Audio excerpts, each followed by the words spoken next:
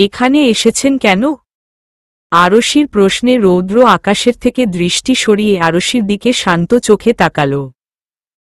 সব সময়ের মতো এবারও শীতল কণ্ঠে বলল, এই জায়গাটা খুব শান্ত নিরিবিলি, তাই যখন ব্যস্ততার বাহিরে একা সময় কাটাতে ইচ্ছে করে তখনই এখানে এসে পড়ি।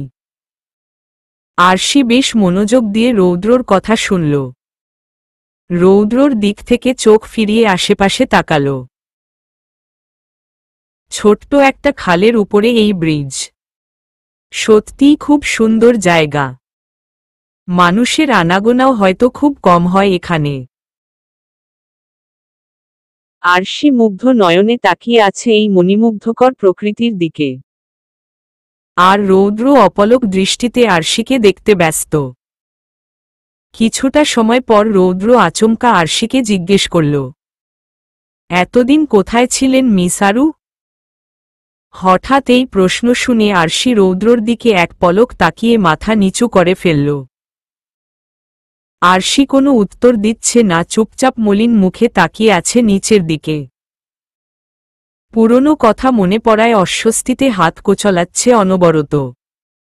রৌদ্রর আরশির হাতের দিকে তাকিয়ে নরম গলায় বলল, অস্বস্তির কিছু নেই, আমাকে ভরসা করলে নির্দ্বিধায় বলতে পারেন মিস আরু। আরশি মাথা তুলে স্থির চোখে তাকিয়ে আছে রৌদ্রর দিকে। খানিকটা সময় চুপ থেকে আরশি সবকিছু বলে দিল। আরশির চোখ পানিতে টলমল করছে, মনে হচ্ছে এখনই গড়িয়ে পড়বে। আরশির কাছে এসব কথা শুনে রৌদ্র রাগে চোখমুখ লাল হয়ে চোয়ালা শক্ত করে আরশির দিকে তাকিয়ে আছে। দু হাত মুষ্টিবদ্ধ করে রাগ কন্ট্রোল করার চেষ্টা করছে। ভার্সিটির দারোয়ানের কাছে অ্যাক্সিডেন্টের কথা শুনে রৌদ্র খুব পেয়েছিল।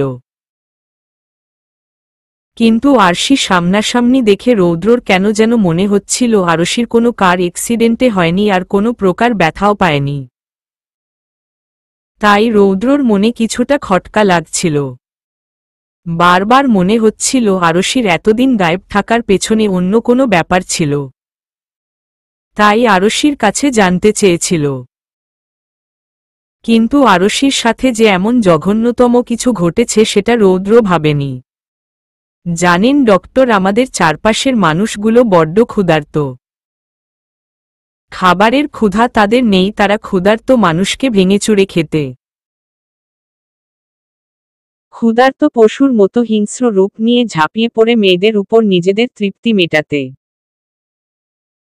সেদিন যদি কাসফি আর আমার বাকি ফ্রেন্ডগুলো না থাকতো, হয়তো আমার গায়েও ধর্ষিতার সিল মেরে দিত এই সমাজ। কথাগুলো শেষেই আরশির চোখ থেকে কয়েক ফোঁটা পানি গড়িয়ে পড়ল। রৌদ্রর চোখ থেকে সেটা এড়ায়নি।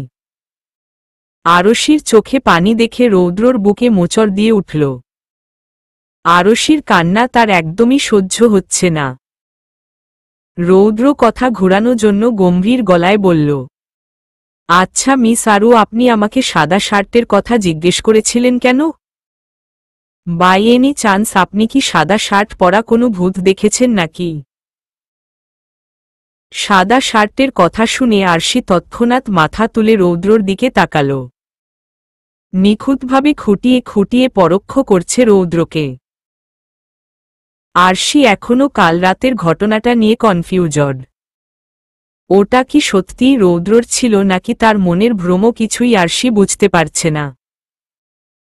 আরশি কিছু একটা ভেবে রৌদ্রর হাতে একটা চিমটি কাটল। সাথে সাথেই রৌদ্র মৃদুস্বরে আর্তনাদ করে উঠল। হাত ঘষতে ঘষতে ভ্রু কুঁচকে আরশিকে জিজ্ঞেস করল, আপনি কি আমাকে চিমটি দিয়ে দিয়ে মেরে ফেলবেন নাকি?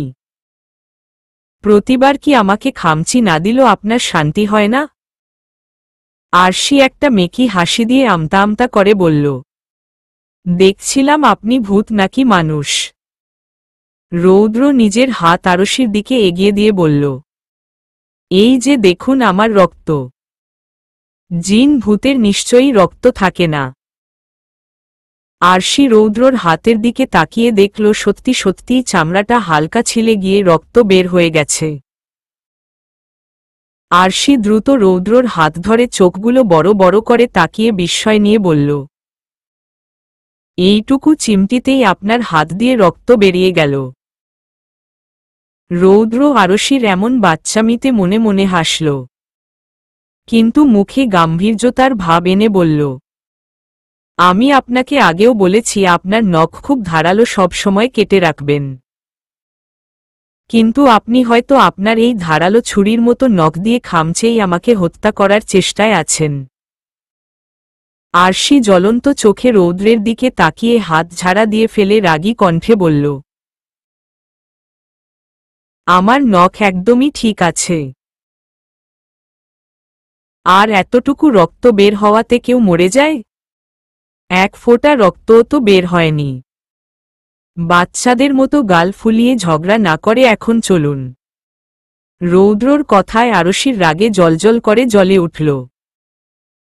রেগেমেগে রৌদ্রর পায়ে পাড়া দিয়ে বলল, অসভ্য ডাক্তার। কথাটা বলেই আরশি রাগে গজগজ করতে করতে রৌদ্রর আগেই চলে গেল। রৌদ্র ব্যথায় লাফিয়ে উঠল। দু একবার পা ধারা দিয়েই দ্রুত আরশির কাছে গিয়ে বলল, আপনি আসলেই একটা বাচ্চা, তা না হলে কেউ এমন করে? আরশি রৌদ্রর দিকে রাগী দৃষ্টি নিক্ষেপ করতেই রৌদ্র চুপ হয়ে গেল। আরশির রাগ দেখে রৌদ্র মিটমিট করে হাসছে। আরশি পুরো রাস্তা আর কোনো কথা বলেনি। রিকশা আরশির ভার্সিটির কাছে আসতেই রৌদ্র আর আরশি নেমে গেল। আরশি সামনে সামনে হেঁটে যাচ্ছে। রৌদ্র পেছনে থেকে শীতল কণ্ঠে বলল, আপনি রেগে গেলে রুদ্রাণীর মতো জ্বলজ্বল করে ওঠেন মিস আরু। রুদ্রাণী নামটা শুনেই আরশি থমকে দাঁড়িয়ে গেল। আরশি পেছনে ফেরার আগেই রৌদ্র আরশির বাম পাশে গিয়ে দাঁড়াল। আরশি ডানদিকে ঘাড় বাঁকিয়ে পিছনে তাকিয়ে কাউকে দেখল না।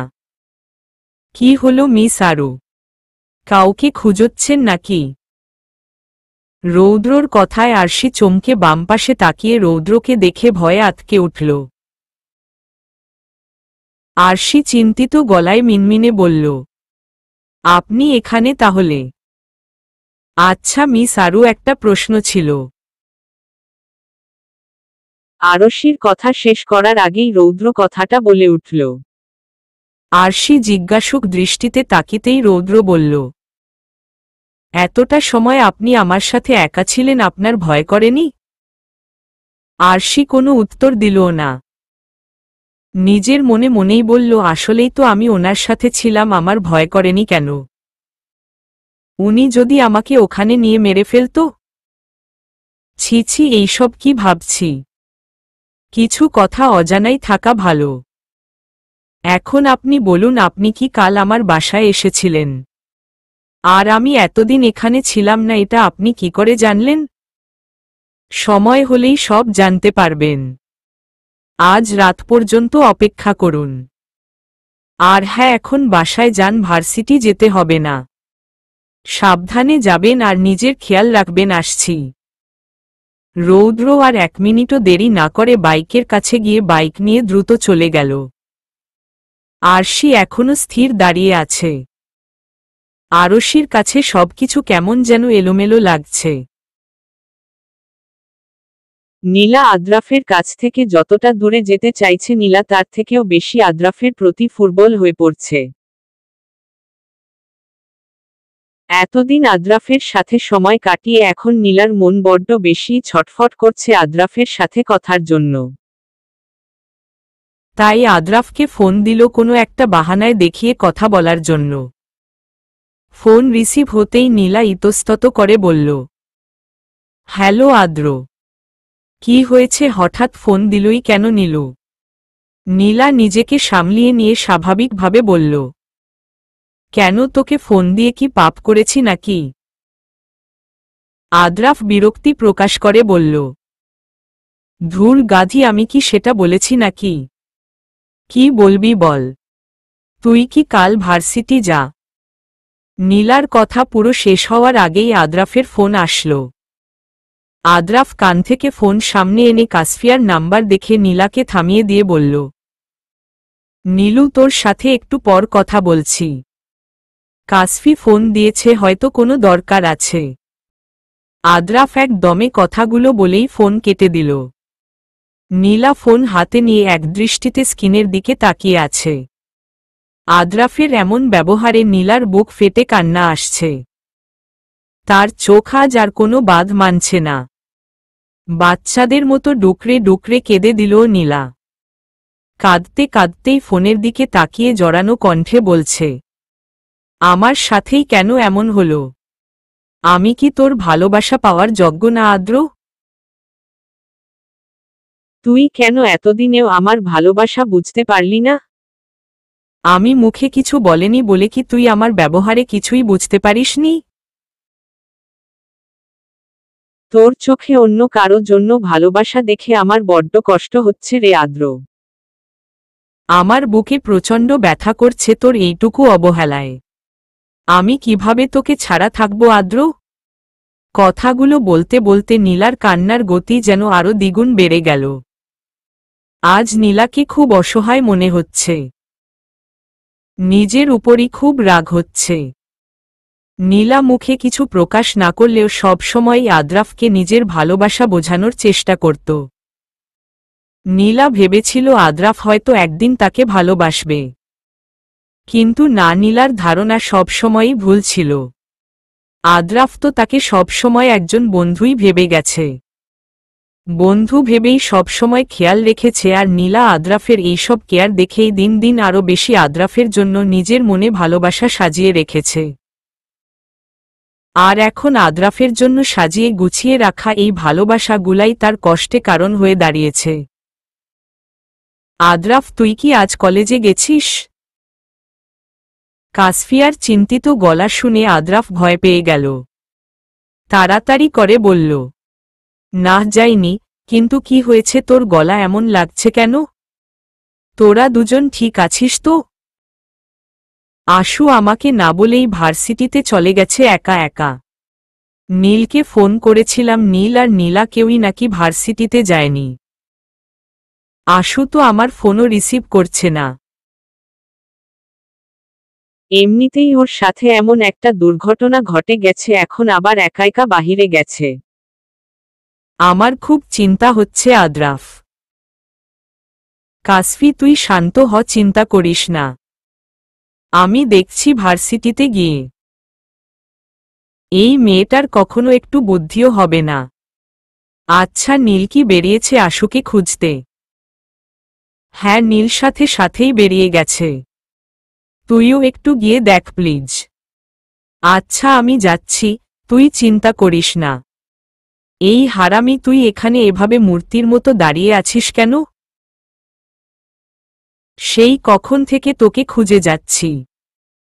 ভার্সিটিতেও পেলাম না, কোথায় গিয়েছিলি তুই? রাস্তায় দাঁড়িয়ে ছিল আরশি। স্থির চোখে রৌদ্রর যাওয়ার পথের দিকে তাকিয়ে আছে। ঠিক তখনই নীল এসে আরশির মাথায় একটা থাপ্পড় দিয়ে রাগান্বিত হয়ে কথাগুলো বলল। আরশি নীলের দিকে ভ্রু বাঁকিয়ে তাকাতেই নীল ক্ষিপ্ত হয়ে আবারও বলে উঠল, ফোন কই থাকে তোর? কতবার কল করেছি আমরা, দেখছিস? কাসফি তোর জন্য চিন্তা করতে করতে অস্থির হয়ে পড়েছে। কাসফি ঘুমাচ্ছিল, তাই আমি ওকে মেসেজ দিয়ে এসেছিলাম। আর এখানে এত অস্থির হওয়ার কি আছে? আরশির এমন নির্লিপ্ততা জবাবে নীল একটা ছোট নিঃশ্বাস ফেলে হতাশ হয়ে বলল, কিছু না রে বইন। তুই আমাদের কল রিসিভ করিসনি কেন? আরশি ব্যাগ থেকে ফোন নিয়ে দেখে 50 বারেও বেশি কল এসেছে সবার। এতগুলো কল দেখে আরশি ভরকে উঠল, দাঁত কেলিয়ে একটা মেকি হাসি দিয়ে বলল, আসলে ফোন সাইলেন্ট করা ছিল, আমি খেয়াল করিনি। ফোন কি সাইলেন্ট করে রাখার জন্য কিনেছিস? চল বাসায় চল। কাসফির বকা না খেলে তুই ঠিক হবি না। নীল ঝাঝালো কণ্ঠে কথাগুলো বলেই রেগেমেগে আরশির হাত ধরে টেনে নিয়ে যাচ্ছে। আরশি অপরাধীর মতো চুপসে আছে।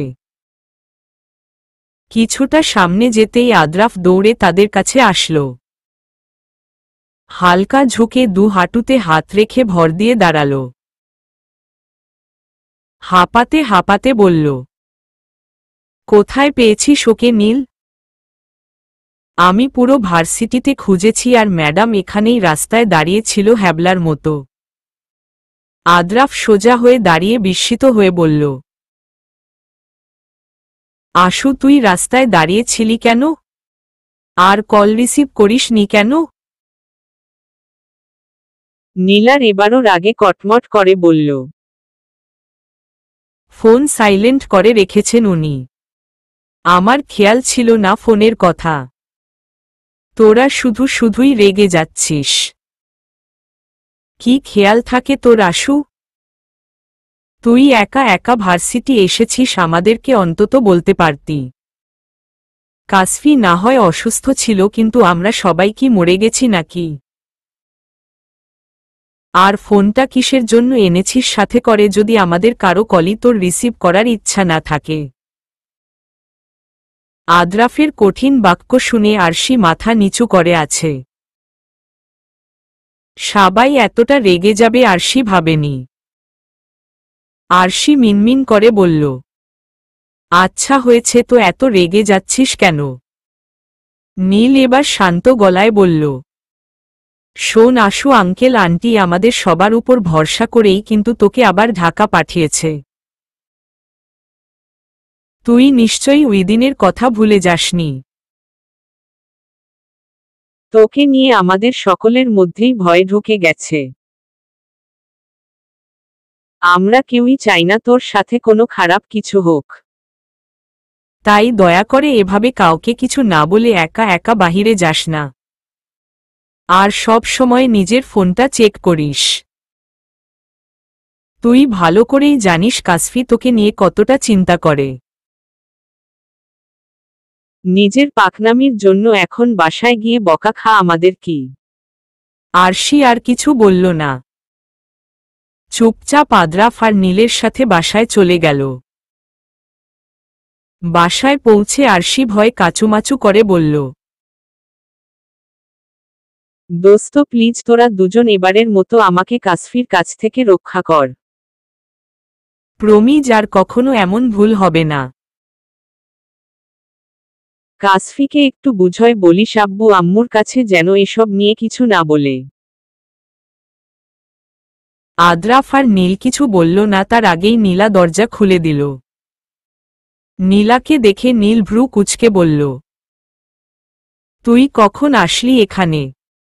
আর তোর চোখমুখ এমন ফোলা লাগছে কেন? বাসায় তো ঠিকই দেখেছিলাম সকালে। নীলের কথা নীলা হকচকিয়ে উঠল। অপ্রস্তুত হয়ে বলল, কাসফির ফোন পেয়ে এসেছি এইমাত্র, বেশিক্ষণ হয়নি। ভিতরে আয়, তোরা কাসফি অপেক্ষা করছে। নীলা কোনো রকম করে কথা এড়িয়ে গেল। আদ্রাফের দিকে চোখ তুলেও তাকায়নি একবারের জন্য। সবাই ড্রয়িং রুমে আসতেই কাসফিয়া আরশিকে দেখে জ্বলন্ত চোখে তাকাল। কাসফিয়া কিছু বলবে তার আগে আদ্রাফ আরশিকে ধাক্কা দিয়ে শক্ত বলল, যা রুমে যা এখন। পুরো রাস্তা তো নীল আর আমার বোকা খেয়ে কান্না করতে করতে আসলি। এখন আবার নির্লজ্জের মতো এখানে দাঁড়িয়ে আছিস কেন? রুমে যা। আদ্রাফের কথা আরশি বেকুব বনে গেক। আদ্রাফের দিকে গোল গোল চোখ করে তাকিয়ে আছে। আর কাসফিয়া তাকিয়ে আছে আরশির দিকে। আদ্রাফ আরশিকে চোখ টিপ দিতেই আরশি সব বুঝে গেল। আরশিকে দাঁড়িয়ে থাকতে দেখে নীল ধমকের স্বরে বলল, এখনো দাঁড়িয়ে কেন বেয়াদবের মতো? আঙ্কেলকে ফোন দিয়ে বলবো নাকি তুই যে একা একা ঘুরে বেড়াস? যা রুমে যা। আরশি দ্রুত রুমে চলে আসলো। রুমে এসেই দরজা লক করে জোরে জোরে হেসে দিল। কাসফিকে এভাবে বোকা বানিয়ে তার খুব হাসি পাচ্ছে। রুম থেকে আরশির হাসির শব্দ শুনে কাসফিয়া বলল, আরশি কি হাসছে নাকি?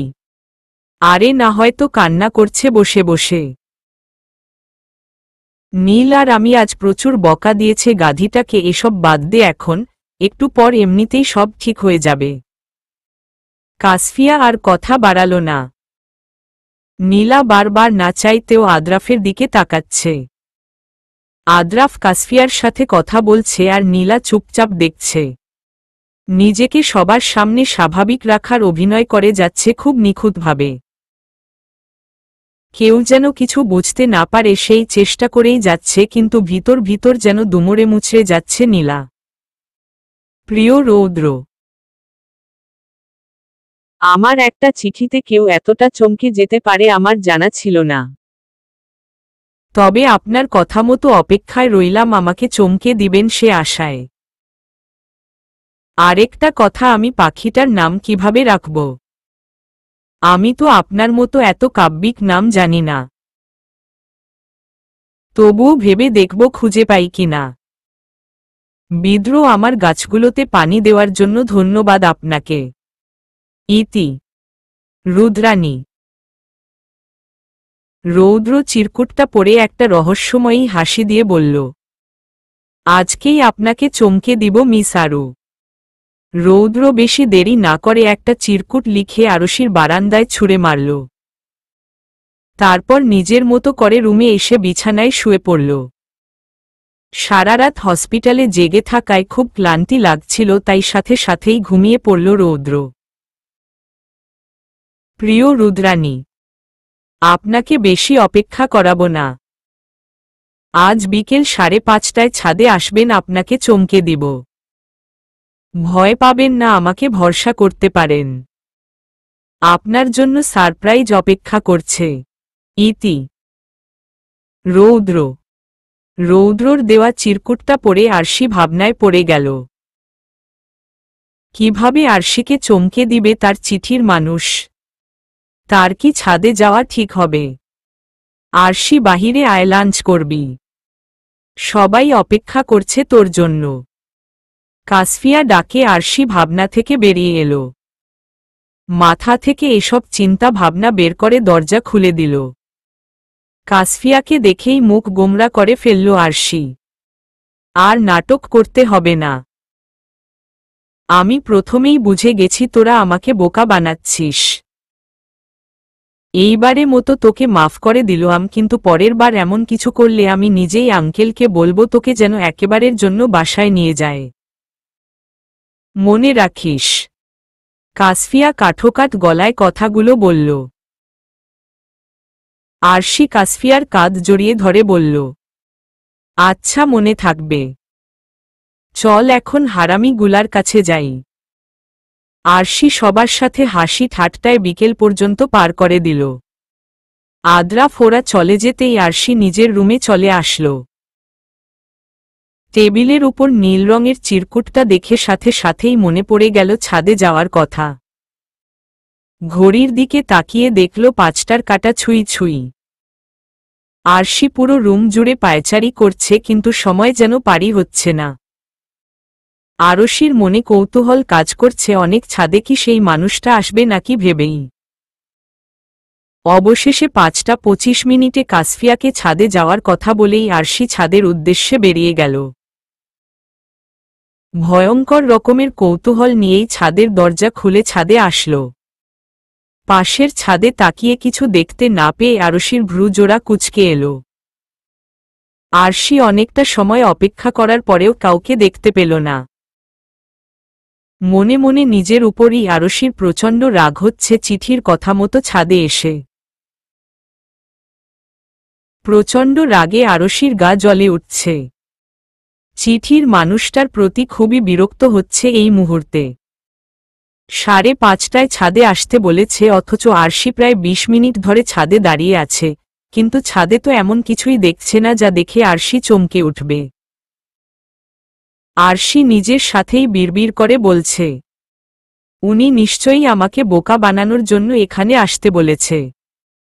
20 মিনিট ধরে অপেক্ষা করছি, কিন্তু তেমন কিছুই তো দেখছি না যা আমাকে চমকে দিবে। আরশি আশাহত হয়ে ছাদের দরজার দিকে এগিয়ে যাবে, এমন সময় পাশের ছাদ থেকে কেউ একজন ক্লান্তিমাখা কণ্ঠে অস্পষ্টভাবে বলল, মিস আরু। আরশি থমকে দাঁড়িয়ে গেল। ঘাড় বাঁকিয়ে পাশের ছাদ তাকাতেই একজনকে নিচের দিকে ঝুঁকে থাকতে দেখল। হাঁটুতে 2 হাত ভর দিয়ে মাথা নিচু করে খুব জোরে জোরে শ্বাস নিচ্ছে রৌদ্র। ক্লান্ত শরীরে নিয়ে এতটাই গভীর ঘুম দিয়েছিল যে ঘুম ভাঙতেই তার দেরি হয়ে গেছে। 5:45 ঘুম থেকে উঠে টাইম দেখেই রৌদ্রর মাথা বাজ পড়ে যায়। হন্তদন্ত হয়ে একটা সাদা টি শার্টে গায়ে জড়িয়েই দৌড়ে ছুটে এসেছে। এত দ্রুত সিঁড়ি বেয়ে আসার ফলে প্রচুর হাঁপিয়ে উঠেছে রৌদ্র। আরশি ভ্রু কুঁচকে সরু চোখে তাকিয়ে আছে পাশের ছাদে থাকা মানুষটার দিকে। নিচের দিকে ঝুঁকে থাকার কারণে চেহারা দেখা যাচ্ছে না। পিঠ অস্বাভাবিকভাবে ওঠানামা করছে দেখেই বোঝা যাচ্ছে খুব জোরে জোরে শ্বাস নিচ্ছেন। মাথার সিল্কি চুলগুলো নিচের দিকে ঝুলে আছড়ে পড়ে আছে। মিস আরু দাঁড়ান। রৌদ্র আবারও নিম্নস্বর বলে উঠল। কথাটা বলেই রৌদ্র সোজা হয়ে দাঁড়াল। আরশি প্রথমবার খেয়াল না করলেও এইবার মিস আরু নামটা স্পষ্টভাবে শুনেছে। রৌদ্রকে দেখে আরশির চোখগুলো বিস্ফোরিত বোমার মতো ফুটে উঠেছে। রৌদ্র ছাদের রেলিংয়ের কাছে এসে আরশিকে বলল, সরি, আপনাকে অপেক্ষা করানোর জন্য। আসলে ঘুমিয়েছিলাম তাই দেরি হয়ে গেছে আসতে। আরশি কিছু বলছে না। এখন স্তব্ধ হয়ে আছে। আরশি মনে হচ্ছে এখন আর নিজের মধ্যে নেই। আরশিকে এভাবে বড় বড় চোখ করে তাকিয়ে থাকতে দেখে রৌদ্র দুহাত ভাঁজ করে গম্ভীর গলায় বলল, এভাবে তাকিয়ে আছেন কেন মিস আরু? আপনার চোখগুলো তো এখনই বেরিয়ে আসবে মনে হচ্ছে। আরশি এখনো চুপ করে আছে। রৌদ্রকে এই সময় এখানে দেখে আরশি অবাকের চরম পর্যায়ে চলে গেছে। রৌদ্র কিছুটা বিরক্ত হয়ে গেল আরশির চুপ করে থাকাতে। রৌদ্র শক্ত গলায় খানিকটা উচ্চস্বরেই বলে উঠল, কথা বলছেন না কেন? যেভাবে তাকিয়ে আছেন মনে হচ্ছে কোনো ভূত দেখেছেন। ভূতের কথা শুনে আরশি টনক নড়ল। তার সামনে দাঁড়িয়ে থাকা সাদা টি শার্ট পরা মানুষটাকে এই মুহূর্তে সত্যি সত্যিই ভূত মনে হচ্ছে। এর আগেও সাদা শার্ট পরা অবস্থায় দেখেছিল আর আজকেও। চারপাশে হালকা অন্ধকার হয়ে আসছে। সূর্য প্রায় ডুবেই গেছে, পশ্চিম আকাশে শুধু আছে শেষ বিকেলের রক্তিম আভা। পরিবেশটাও আজ কেমন যেন গুমোট হয়ে আছে। আরশির মস্তিষ্কে এই মুহূর্তে এরকম পরিবেশটা ভৌতিক কোনো পরিবেশের থেকে কম মনে হচ্ছে না। দুহাতে নিজের চোখ কচলিয়ে বারবার চোখের পাপড়িগুলো ঝাপটিয়ে আবারও রৌদ্র দিকে তাকাল। আরশি কাঁপা কাঁপা গলায় অস্পষ্টভাবে ডক্টর উচ্চারণ করেই এক প্রকার দৌড়ে ছাদ থেকে চলে গেল। আরশির এমন প্রতিক্রিয়া দেখে রৌদ্র হতভম্ব হয়ে আছে। রৌদ্রর এখন হাসা উচিত নাকি কি করা উচিত কিছুই বুঝতে পারছে না। রৌদ্র নিজের হাত পায়ে একবার নজর বুলিয়ে নিল। ডান হাতে চুলগুলো পেছনের দিকে ঢেলে দিয়ে আনমনেই বলে উঠল, আমি কি ভূতের মতো দেখতে নাকি? এই মেয়ে এভাবে ভয়ে সবসময় পালিয়ে যায় কেন? অদ্ভুত। রৌদ্র গম্ভীরভাবে পা ফেলে ছাদ থেকে চলে আসল। অন্যদিকে আরশি দ্রুত নিজের রুমে এসেই দরজা লাগিয়ে দিল। বড় বড় করে শ্বাস নিচ্ছে আর বিড়বিড় করে বলে যাচ্ছে, উফ আল্লাহ, এই লোকটা সবসময় রাতবিরেতে আমার সামনে চলে আসে কিভাবে? এইবারও কি আমার হ্যালুসিনেশন নাকি সত্যি সত্যি? আরশি মনে মনে নানান রকম জল্পনা কল্পনা করে যাচ্ছে, কিন্তু মাথায় একবারের জন্যেও চিঠির মানুষটার কথা আসছে না। আচমকা আরশির ফোনের রিংটোন বেজে উঠল। আরশি ফোন হাতে নিয়ে ডক্টরের নাম দেখে রিসিভ করল না। পরপর 3 বার ফোন বেজে এখন থেমে গেল। 1 মিনিট যেতেই টুং করে মেসেজ টোন আরশির কানে এলো। ফোনের দিকে তাকিয়ে রৌদ্রর মেসেজ দেখে ওপেন করল। 2 মিনিটের মধ্যে বারান্দায় আসুন মিস আরু। দেরি করলে আমি নিজেই চলে আসব আপনার কাছে। রৌদ্রর এমন হুমকিস্বরূপ মেসেজ দেখে আরশি একটা শুকনো ঢোক গিলে দ্রুত পায়ে বারান্দায় চলে আসল। ভয়ার্ত চোখে বারবার নিচে রাস্তার দিকে তাকাচ্ছে। আরশির মনে হচ্ছে ডক্টর হয়তো রাস্তায় দাঁড়িয়ে আছে, কিন্তু এক পলকের জন্যেও ঘাড় বাঁকিয়ে পাশের বারান্দায় তাকাচ্ছে না।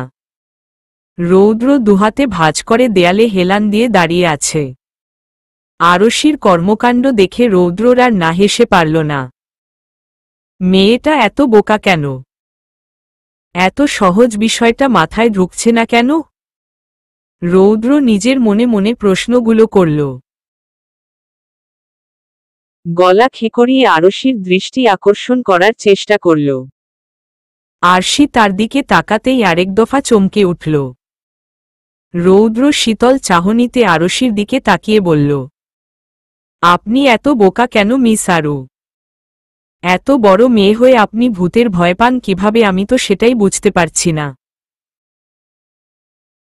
আরশির ভয় চলে গিয়ে এখন রাগের আগুন জ্বলে উঠল আরশির মাথায়।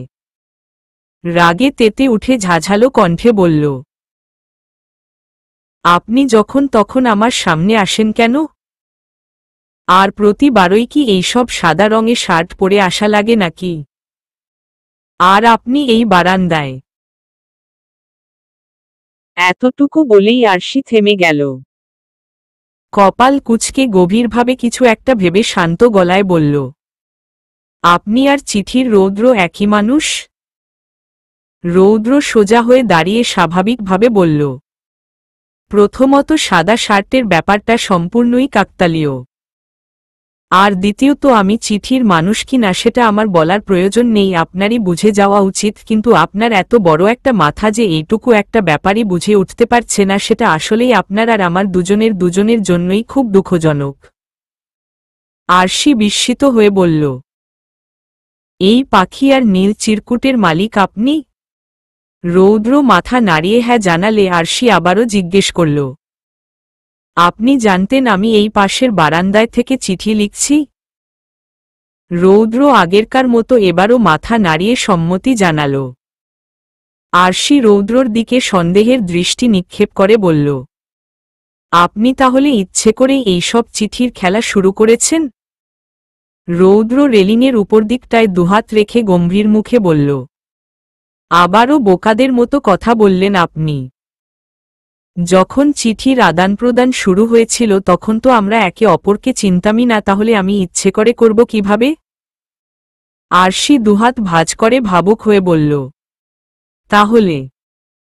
রৌদ্র একটা ছোট্ট শ্বাস ফেলে শান্ত গলায় বলল, যেদিন বাসে আমাদের চুমু মানে ওই অপ্রত্যাশিত ঘটনা ঘটেছে ওই দিন আমার হসপিটালে ইমার্জেন্সি ছিল, তাই তাড়াহুড়ো করে পাখিগুলো ভিতরে রেখেই চলে গিয়েছিলাম, যার কারণে নির্বাণকে আসতে বলেছি। আর আপনাকে প্রথম চিঠিটা আমি না নির্বাণই দিয়েছিল।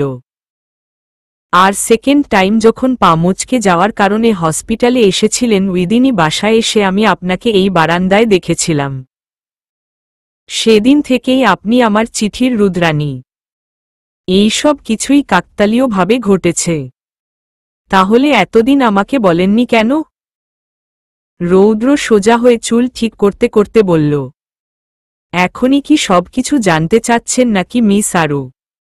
কিছু কিছু জিনিস আপাতত অজানা থাকুক। সবকিছু জেনে আগ্রহ কমে যাবে তো। আপনাকে চমকে দেওয়ার কথা ছিল সেটা হয়ে গেছে। এখন রুমে যান। আরশি কিছুটা আগ্রহ নিয়েই বলল। কিন্তু আরশির কথা বলার আগেই রৌদ্র থামিয়ে দিয়ে গম্ভীর গলায় বলল, হুঁশোস, এখন আর কোনো কথা না। রুমে যান মিস আরু। আরশি প্রচণ্ডরকম বিরক্ত হয়ে চোখমুখ খিচে গাল ফুলিয়ে রুমে যেতে যেতে নিম্ন স্বরে দাঁতে দাঁত চেপে বলল, আজ তো এক অসভ্য ডাক্তার। আরশি কথাটা আসতে বললেও রৌদ্রর কানে তা স্পষ্ট ভেসে এসেছে। আরশি রুমে যেতেই রৌদ্র একটা মুচকি হাসি দিল। ডান হাত পকেটে গুজে দিয়ে একটা নীল চিরকুট বের করল। আরশির বারান্দায় ছুঁড়ে দিয়েই পাখিগুলোকে খাবার দিতে ব্যস্ত হয়ে পড়ল।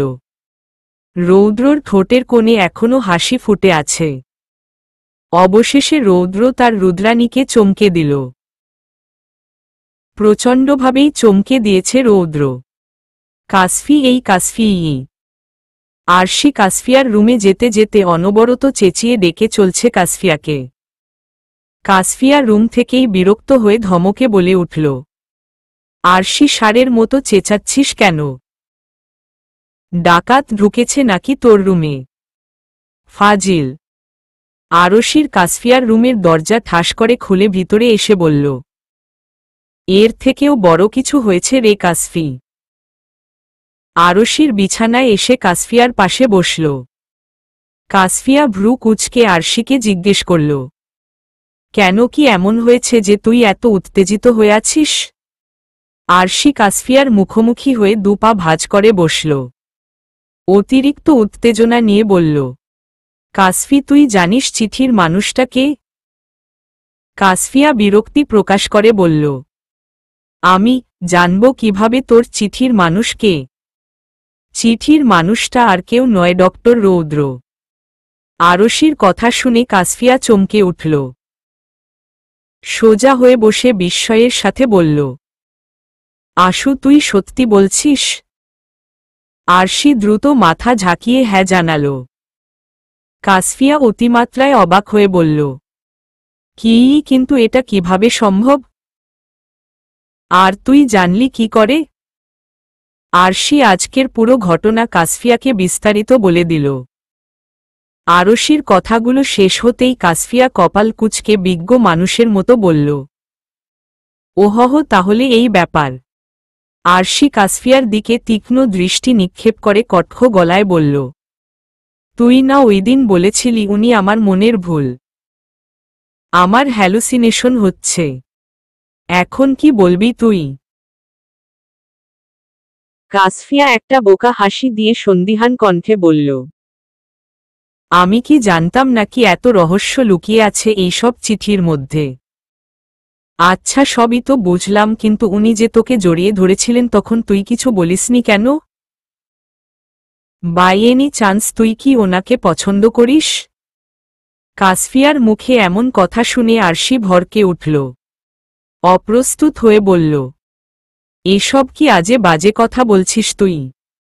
কাসফিয়া কিছুক্ষণ আরশির দিকে তাকিয়ে থেকে শান্ত গলায় বলল, যাক, ভালোই হলো চিঠির মানুষটা অন্য কেউ না, বরং রৌদ্র ভাই। ভালোর কি আছে এখানে? ভালো বলছি কারণ এতদিন তোর এই চিঠির মানুষটা নিয়ে একটু চিন্তায় ছিলাম।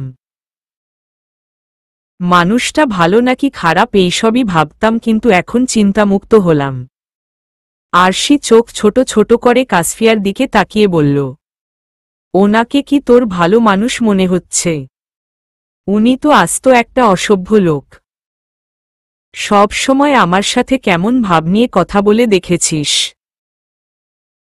আজ পর্যন্ত মুখে একটু হাসি দেখেছি বলে আমার মনে পড়ে না। ওনার সাথে দুটো নাম বেশ মানায়। জানিস কি কি নাম? কাসফিয়া ভ্রু কুঁচকে জিজ্ঞেস করল। কি নাম? আরশি বিছানা থেকে উঠে দাঁড়িয়ে গম্ভীর মুখে বলল, অ্যাংরি বার্ড আর অসভ্য ডাক্তার, এই নাম দুটোর সাথে ওনার ভয়ঙ্কর রকমের মিল আছে। আরশি নামগুলো বলেই দরজার দিকে এগিয়ে যেতে লাগল। আরশির কথা শুনে কাসফিয়া উচ্চস্বরে হাসে উঠল। হাসতে হাসতেই বলল, নামগুলো অসাধারণ, তবে আমি একটা জিনিস সবসময় খেয়াল করেছি। তোর এই অসভ্য ডাক্তার তোকে একটু বেশিই কেয়ার করে। আরশি দরজা কাছে এসেই থমকে দাঁড়িয়ে গেল। পেছনে ফিরে রাগান্বিত চোখে কাসফিয়ার দিকে তাকিয়ে আঙুল তুলে হুমকির স্বরে বলল, এক হাত ভাঙা আছে, আরেকটা ভাঙতে না চাইলে এইসব ফালতু কথা বলা বন্ধ কর। আরশি কথাগুলো বলেই রুম থেকে বেরিয়ে গেল। কিন্তু কাসফিয়ার ঝংকার তোলা হাসির শব্দ এখনো আরশির কানে এসে বাড়ি খাচ্ছে। আরশি বিরক্ত হয়ে দ্রুত পায়ে নিজের রুমে চলে আসল। রাত প্রায় 9টায় আরশি ডিনার করে বারান্দায় আসল। বারান্দায় এসে মেঝেতে নীল চিরকুট দেখেই ভ্রু কুঁচকে এলো তার। কৌতূহল নিয়েই চিরকুটটা হাতে নিয়ে মনে মনে বলল, এখন তো সব জেনেই গেছি, তবুও কেন চিঠি দিয়েছেন উনি? কিছুর বলার ইচ্ছে হলে তো সরাসরিই বলতে পারেন। আরশি চিরকুটটা খুলে দেখল। প্রিয় রুদ্রাণী, জানি চিঠি দেখে অবাক হবেন, তাই বলে রাখছি চিঠির আদান প্রদান আগের মতোই চলতে থাকবে। চিঠির মধ্যে আলাদা এক অনুভূতি আছে। এই যান্ত্রিক পৃথিবীতে চিঠির মাধ্যমে কথা বলাটাই আমার কাছে বেটার মনে হচ্ছে। কিছু কিছু কথা যেগুলো চিঠিতে পড়ে অনুভব করা যায় তা হয়তো মুখে বললেও অনুভব করা যায় না। নিজের অনুভূতি প্রকাশের সবথেকে সুন্দর একটা মাধ্যম চিঠি। কারণ মানুষ যখন চিঠি লিখে তখন তার মন মস্তিষ্কের সকল অনুভূতি ঘিরে থাকে শুধু সেই মানুষটা যার কাছে সে চিঠি লিখছে। আর একটা মানুষ শুধু তার কথা ভেবেই চিঠি পড়ে যার কাছ থেকে সে চিঠি পেয়েছে। চিঠি মানে শুধু একটা রঙিন কাগজের টুকরো নয়, চিঠি হলো সুপ্ত অনুভূতির এক গভীর সাগর। সেই সাগরের একটু কাছে আসলেই অনুভূতির অতল গহ্বরে মানুষ তলিয়ে যায়। যেমনটা এই মুহূর্তে আপনি গভীরভাবে আমার ভাবনায় ডুবে আছেন। আমি একদম সিওর হয়ে বলছি, এই মুহূর্তে আপনার পুরো ভাবনার জগৎ জুড়ে শুধু আমিই আছি। আরশি চিঠির এই লাইনগুলো পড়েই হকচকিয়ে উঠল। পুরো চিঠি না পড়েই চিঠি নামিয়ে অস্থির হয়ে পাশের বারান্দায় তাকিয়ে তাড়াতাড়ি করে রুমে চলে আসল। বিছানায় বসে বড় বড় কয়টা শ্বাস নিয়ে আবারও চিঠির দিকে নজর দিল। হাহা, আমি জানি আপনি এখন কিছুক্ষণের জন্য চিঠি পড়া থামিয়ে দিবেন। কিছু কি অনুভব করতে পেরেছেন নাকি রুদ্রাণী? থাক, অস্থির হয়ে পড়বেন না। আচ্ছা যাই হোক, পাখির নামটা তো এখনো ঠিক করলেন না। পাখিটা তো বিনা নামেই আছে এখনো। ঈশ্বর, বেচারা পাখিটা কি নামে পরিচয় দিবে তার সঙ্গিনীকে বলুন তো। জলদি একটা নাম দিয়ে তাদের পরিচয় করাতে সাহায্য করুন। আপনার চিঠির অপেক্ষায় থাকব। বিদ্র, কাল সকালে নিচে রাস্তায় অপেক্ষা করব আপনার জন্য। একা একা না গিয়ে আমার সাথেই ভার্সিটিতে যাবেন আপনি। ইতি। রৌদ্র। আরশি আজ রৌদ্রর চিঠি পড়ে থ মেরে বসে আছে। আজকের চিঠি তার কাছে একদমই ভিন্ন মনে হচ্ছে। আরশির বুক ধুকপুক করছে। মনে হচ্ছে তার পাঁজর ভেঙে এখনই হার্ট বেরিয়ে এসে পড়বে। আরশি বুকে হাত দিয়ে ভয় উত্তেজিত হয়ে বলতে লাগল, আল্লাহ, এই লোক এত কিছু জানে কিভাবে? উনি কি আমার উপর নজর রাখছে নাকি? এত নিশ্চিত হয়ে কিভাবে চিঠি লিখেছেন উনি? হঠাৎ করেই চিঠি লেখার ধরন পাল্টে গেল কিভাবে? উফ, আমি মনে হচ্ছে এইসব ভাবতে ভাবতেই পাগল হয়ে যাব। আরশি কথাগুলো বলেই ধপাস করে বিছানায় শুয়ে পড়ল। চিঠিটা পাশে রেখেই একটা বালিশে মুখ গুজে দিল। সকালে ঘুম থেকে উঠে আরশি পাশে রৌদ্রর চিঠি দেখে ভ্রুজোড়া কুঁচকে ফেলল। বিছানা থেকে উঠে ফ্রেশ হয়ে এসেই একটা লাল কাগজে চিঠি লিখে ফেলল। টেবিলের উপর চিঠি রেখে দিয়ে কাসফিয়ার কাছে গেল। আশু, আজ কি তুই ভার্সিটিতে যাবি? যদি যাস তাহলে বল, আমি আদ্রাফকে ফোন করে বলি তোকে নিয়ে যেতে। আরশি ডাইনিং টেবিলের কাছে এসে একটা চেয়ার টেনে বসে বলল, বুঝতে পারছি না যাব কি না। কাল রাতে উনি চিঠিতে লিখে দিয়েছেন উনি নাকি নিচে রাস্তায় আমার জন্য অপেক্ষা করবেন। ওনার সাথে ভার্সিটিতে যেতে বলেছেন। আমি কি করব এখন কাসফি? আরশির কথা কাসফিয়া সন্দেহের দৃষ্টিতে তাকিয়ে বলল, কি করবি সেটা না হয় পরে বললাম। আগে তুই বল, উনি করে কার কথা বলছিস? মানুষটার নাম কি? আরশি ভরে গিয়ে ধমক দিয়ে বলল, তুই ভালো করেই জানিস আমি কার কথা বলছি। কাসফিয়া একটা দুষ্টু হাসি দিয়ে বলল, তা তো জানি, কিন্তু একদিনেই উনি বানিয়ে ফেললি কিভাবে সেটাই তো জানি না। কাসফি। আরশি চেঁচিয়ে উঠতেই কাসফিয়ে হাসি থামিয়ে দিয়ে বলল, আরে রেগে যাচ্ছিস কেন? আচ্ছা আয় নাস্তা কর, দেরি হয়ে গেলে রৌদ্র ভাই অপেক্ষা করবে তো। আরশি সরু চোখে কাসফিয়ার দিকে তাকিয়ে বলল, ওনার প্রতি তোর এত বিশ্বাস হলো কিভাবে যে আমাকে ওনার সাথে নির্দ্বিধায় যেতে বলছিস? কাসফিয়া শান্ত গলায় বলল, কিছু কিছু মানুষের সাথে অল্প সময় কাটালেই আপনা আপনি বিশ্বাস চলে আসে।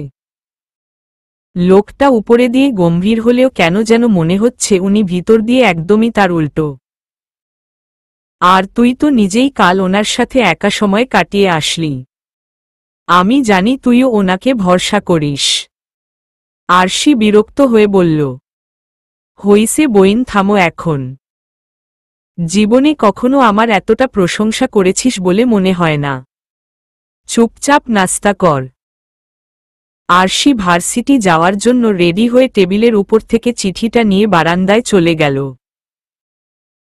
পাখিগুলোর দিকে কিছুক্ষণ তাকিয়ে থেকে চিঠিটা রৌদ্রর বারান্দায় ছুঁড়ে মারল। রুমে এসে সাইড ব্যাগ কাঁধে নিয়ে বেরিয়ে গেল রুম থেকে।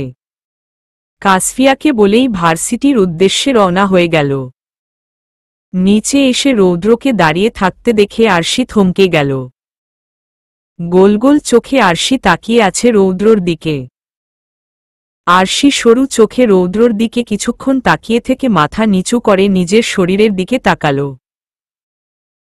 রৌদ্র চোখে সানগ্লাস পরে, নীল রঙের শার্টের হাতা কনুই পর্যন্ত ভাঁজ করে বেশ ভাব নিয়ে দাঁড়িয়ে আছে বাইকের সাথে।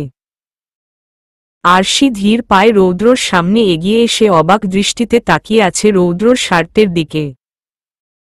রৌদ্র চোখের থেকে সানগ্লাস খুলে শান্ত গলায় বলল, বাহহ, আপনিও দেখছি নীল রঙের ড্রেস পরেছেন মিস আরু।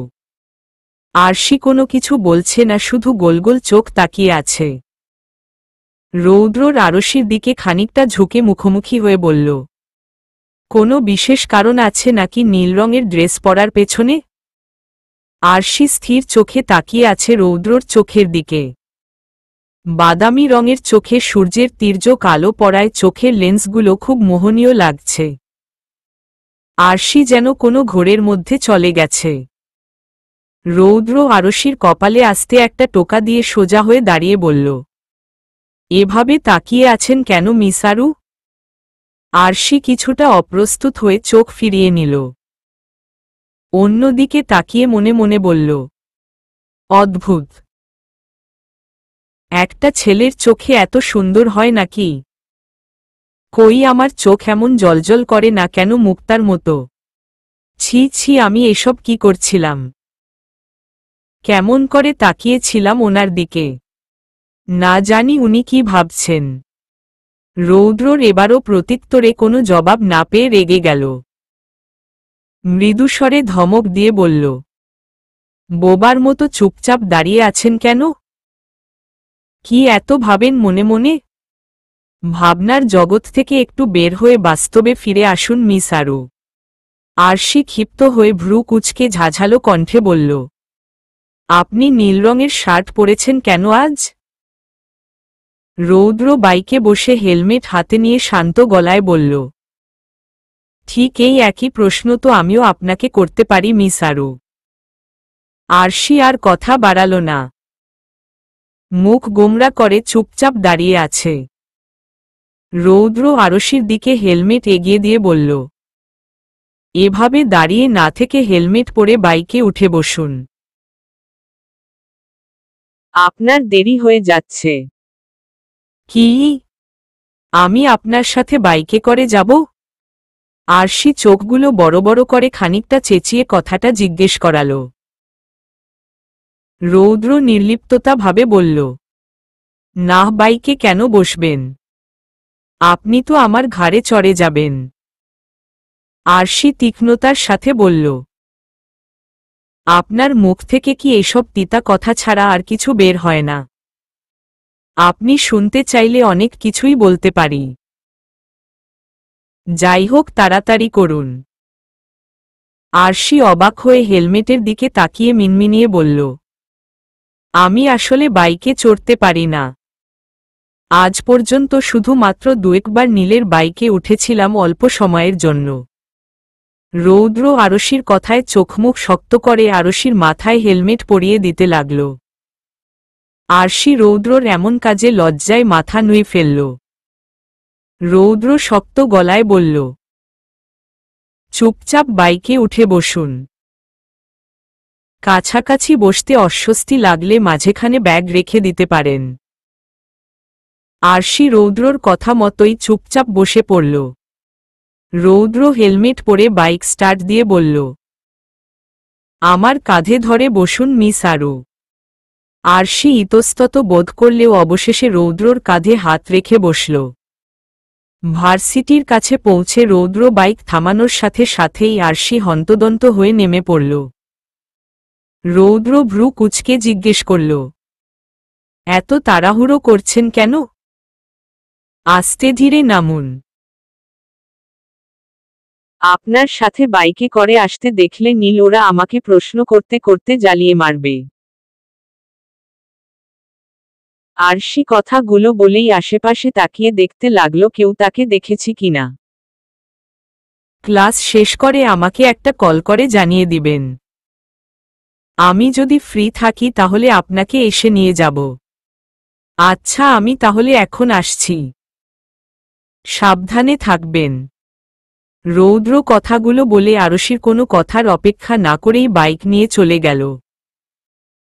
আরশি রৌদ্রের যাওয়ার দিকে তাকিয়ে মনে মনে বলল, অসভ্য লোক আমাকে কিছু বলারই সুযোগ দিল না। রৌদ্র মধ্য দুপুরের সময় নিজের কেবিনে বসে পকেট থেকে আরশির দেওয়া চিঠিটা বের করল। আসার সময় বারান্দায় চিঠি দেখে তাড়াতাড়ি করে পকেটে নিয়েই বেরিয়ে পড়েছিল। চিঠি খুলে পড়ার সুযোগ পায়নি। চিঠি পড়ার জন্য তার মনটা উসখুস করছিল, তাই এখন সময় পেয়েই চিঠি পড়তে লাগল। প্রিয় রৌদ্র, পাখিদের কি আলাদা নাম লাগে নাকি পরিচয় হতে? আপনি এসব অদ্ভুত কথা কোথায় শুনেছেন? যাই হোক, আপনার পাখির জন্য খুব সুন্দর একটা নাম ভেবে রেখেছি। আগের ময়না পাখিটার নাম যেহেতু আমার নামে রাখা, আরু নামটা কেন রেখেছেন সেটা অবশ্যই আমাকে জানাবেন, তাই এই নতুন পাখিটার নাম তো আপনার নামেই রাখা উচিত। অনেক ভেবেচিন্তে দেখলাম আপনার সাথে অ্যাংরি বার্ড নামটা বেশ মানায়, তাই এই পাখির নামটা অ্যাংরি বার্ডই রাখা ঠিক হবে।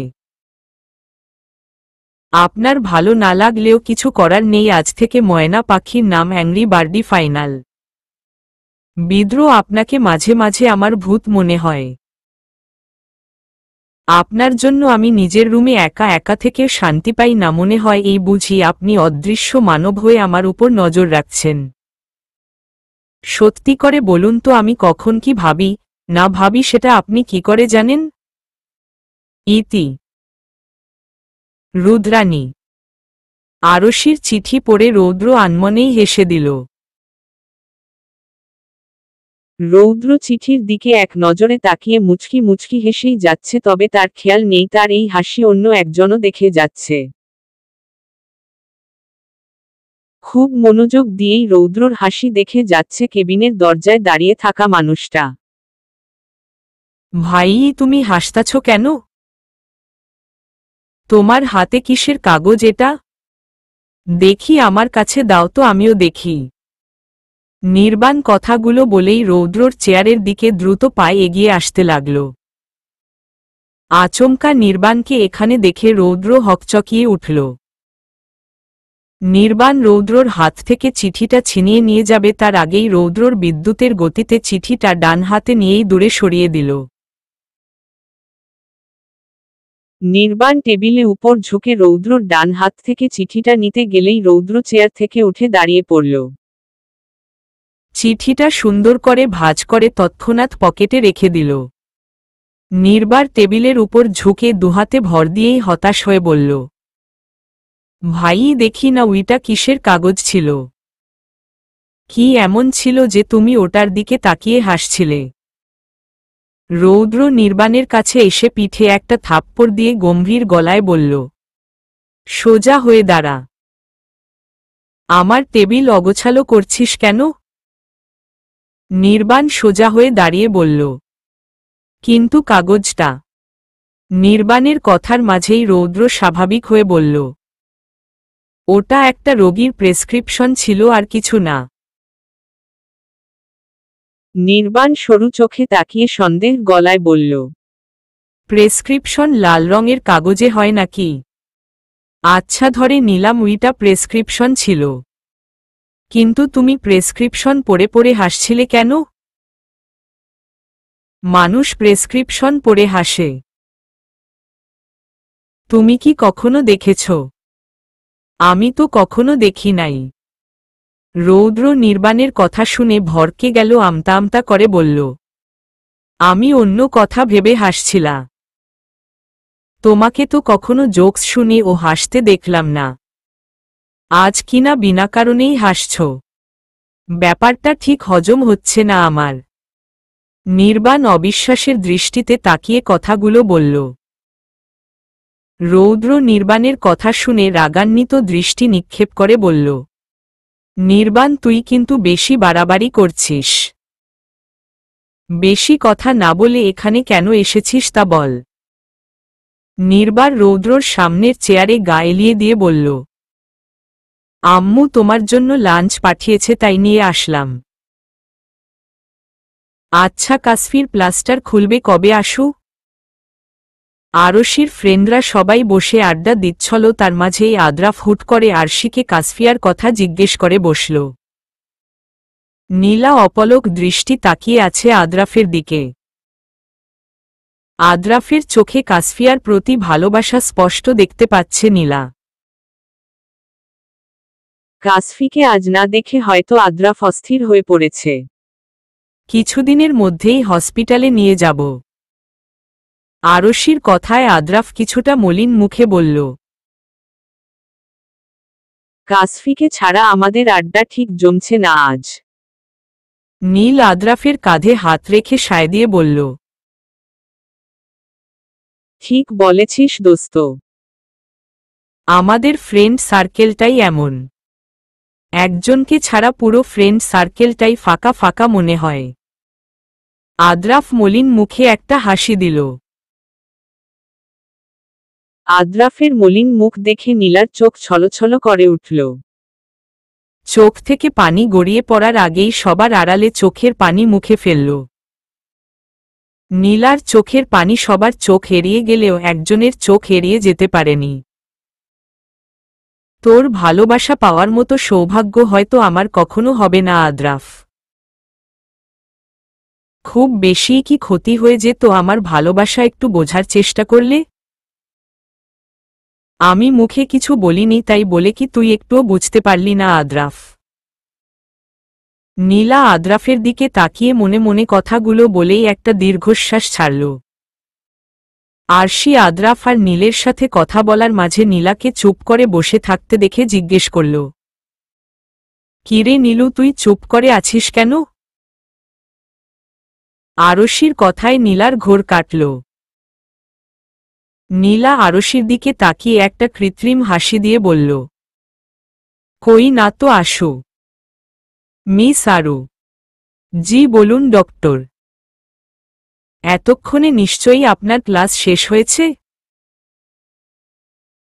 রৌদ্রর এমন গম্ভীর গলা শুনে আরশি নিম্ন স্বরে ছোট্ট করে উত্তর দিল, হুম। আপনাকে বলেছিলাম ক্লাস শেষ করার পর আমাকে কল করতে। আপনি করেছেন? আরশি এতক্ষণ যাবৎ ফ্রেন্ডদের সাথে আড্ডা দেওয়ায় রৌদ্রকে কল করতে একদমই ভুলে গিয়েছিল। আর তাদের আড্ডার মাঝেই রৌদ্র কল দিয়ে বসল। এই মুহূর্তে রৌদ্রর রাগী কণ্ঠ শুনে মনে হচ্ছে আরশি খুব বড় ভুল করে ফেলেছে। আরশি ভয়ে মিনমিন করে বলল, আসলে আমি ভুলে গিয়েছিলাম। ফ্রেন্ডদের সাথে অনেক দিন পর ভার্সিটিতে এসেছি তো, তাই আর কি। আরশির কথা বলার মাঝেই নীল আরশির কাছে এগিয়ে এসে বলল, আশু তুই এখানে কি করছিস? চল, ওরা বসে আছে। আরশি ইশারায় নীলকে চুপ থাকতে বলায় নীল আর কোনো কথা বলেনি। রৌদ্র ফোনের অপর প্রান্ত থেকে নীলের কণ্ঠ শুনেই খানিকটা রেগে গেল। রৌদ্র বিনা কারণেই নীলকে সহ্য করতে পারে না। আরশি মুখে নীল নামটা বেশি শুনে কেন যেন তার মনে নীলের প্রতি বিরক্তি ভাব এসে পড়েছে। রৌদ্র রাগান্বিত হয়ে শক্ত গলায় বলল, মিস আরু, আমি আর 15 মিনিটের মধ্যেই আসছি আপনাকে নিতে। অপেক্ষা করুন। আরশি কিছু বলার আগেই রৌদ্র ফোন কেটে দিল। আরশি কান থেকে ফোন নামিয়ে ভ্রু কুঁচকে ফোনের দিকে তাকিয়ে আছে। আজকেও আমাকে কিছু বলার সুযোগ দিল না। বুঝি না সব সময় আমার সাথে এমন করে কেন এই লোকটা। কিরে আশু, কি ভাবছিস? নীলের ডাকে আরশি নিজের ভাবনা থেকে বেরিয়ে আসল। নীলের দিকে তাকিয়ে বলল, কিছু না রে নীল, অনেক দেরি হয়ে গেছে, আমার যেতে হবে এখন। কাসফিও হয়তো বাসায় একা একা বিরক্ত হচ্ছে। আচ্ছা ঠিক আছে, কিন্তু তুই কি একা একা যেতে পারবি? আরশি আদ্রাফদের কাছে এগিয়ে যেতে যেতে বলল, পারব। তোরা সবাই থাক, আমি গেলাম। আদ্রাফ আর নীলা মাথা তুলে আরশির দিকে তাকাল। নীলা বেঞ্চি থেকে উঠে আরশির পাশে দাঁড়িয়ে জিজ্ঞেস করল, তুই একা যাবি আশু? উফফ নীলু, আমাকে নিয়ে চিন্তা করিস না তো। আমি ছোট বাচ্চা না যে আমাকে নিয়ে এত চিন্তা করতে হবে। নীল আর চোখে আরশির দিকে তাকিয়েও মিনমিন করে বলল, তুই বাচ্চা না, তবে বাচ্চাদের থেকেও বেশি বেপরোয়া। আরশি নীলের দিকে জ্বলন্ত দৃষ্টি নিক্ষেপ করতেই নীল চুপ হয়ে গেল। আরশি সবাইকে কোনো রকম বুঝিয়ে ভার্সিটি থেকে বেরিয়ে আসল। সামনে তাকিয়ে রাস্তার ডান পাশেই রৌদ্রকে বাইক নিয়ে দাঁড়িয়ে থাকতে দেখল। হেলমেট হাতে নিয়ে গম্ভীর মুখে দাঁড়িয়ে আছে রৌদ্র। আরশি রৌদ্রর কাছে এসে ভ্রু বাঁকিয়ে তাকাল। রৌদ্র কোনো কথা না বলে আরশির দিকে হেলমেট এগিয়ে দিল। চোখের ইশারায় আরশিকে বাইকে উঠে বসতে বললেই রৌদ্র হেলমেট পরে বাইক স্টার্ট দেয়। আরশি রৌদ্রর এমন ব্যবহারে কিছুটা অবাক হলেও তা প্রকাশ করল না। চুপচাপ বাইকে বসে পারে। সারা রাস্তা কেউ কারো সাথে কথা বলেনি আজ। প্রিয় রুদ্রাণী, আপনি তো দেখি আসলেই খুব মাথা মোটা একটা মেয়ে। নাম রাখার ক্ষেত্রে আপনার বিন্দু পরিমাণ জ্ঞান আছে বলে মনে হচ্ছে না। অ্যাংরি বার্ড, এটা কি ধরনের নাম? আমাকে আপনার অ্যাংরি বার্ডের মতো মনে হয়? আপনার মাথায় যে আসলেই কিছু নেই তার প্রমাণ পেয়ে গেলাম। যাই হোক, আপনার দেওয়া নামটাই মেনে নিলাম। ময়না পাখির নাম আরু রেখেছিলাম আপনার নামে। যেদিন আপনাকে প্রথম চিঠির মানুষ হিসেবে পেয়েছিলাম ঠিক সেই দিনই পাখিটা কিনেছিলাম, তাই আপনার নাম রেখে দিয়েছি। তবে আপনার মানতে হবে নামটা কিন্তু খুব সুন্দর রেখেছি। বিদ্রোহ, আপনি কখন কি ভাবছেন, আপনার মনে কখন কি চলছে সেটা জানার জন্য আমাকে অদৃশ্য মানব বা ভূত হওয়ার প্রয়োজন নেই। আমি কিভাবে আপনার সবকিছু আগে থেকে বুঝে যাই সেটা না হয় এখন অজানা থাকুক। সঠিক সময় হলেই বলে দিব। ইতি। রৌদ্র। আরশি চিরকুটটা পরে ছোট ছোট কয়েকটা শ্বাস ফেলল। আরশি কিছুতেই এই মানুষটাকে বুঝে উঠতে পারছে না। যত দেখছে ততই রহস্যময় লাগছে। হুটহাট করেই মানুষটার চুপ হয়ে যাওয়া, তার উপর অধিকার খাটানো, সব কথায় খানিকটা কিছু রহস্য লুকিয়ে রাখা, সবকিছুই আরশির কাছে অদ্ভুত লাগছে। আরশি মনে মনে নানান রকম চিন্তা ভাবনা করে পাশের অন্ধকার বারান্দার দিকে নজর দিল। বারান্দার পুরো অন্ধকার আর রুমের লাইটও অফ, হয়তো রৌদ্র ঘুমিয়ে পড়েছে। এত রাতে জেগেই বা থাকবে কেন? আরশির ঘুম আসছিল না, তাই রাত প্রায় 12টায় বারান্দায় এসেছিল। বিনা কারণেই মনটা বড্ড ছটফট করছিল আজ, কিন্তু এখন বারান্দায় এসে রৌদ্রর চিরকুট পেয়ে মনটা যেন আরো বেসামাল হয়ে পড়ল। আরশি নিজের রুমে এসে বিছানায় বসে আনমনেই নিজেকে জিজ্ঞেস করে ফেলল, আমি কেন ওনাকে নিয়ে এত কিছু ভাবছি? কাসফির কথা অনুযায়ী কি আমি সত্যিই ওনাকে পছন্দ করে ফেলেছি? আরশি নিজের মনে প্রশ্নগুলো করেই বিরক্ত হয়ে নিজের মাথা দুহাতে চেপে ধরে বলল, না এটা কখনো সম্ভব না আমার জন্য। আমি কখনো কাউকে পছন্দ করতে পারি না। কাউকে ভালোবাসা আমার জন্য নিষিদ্ধ।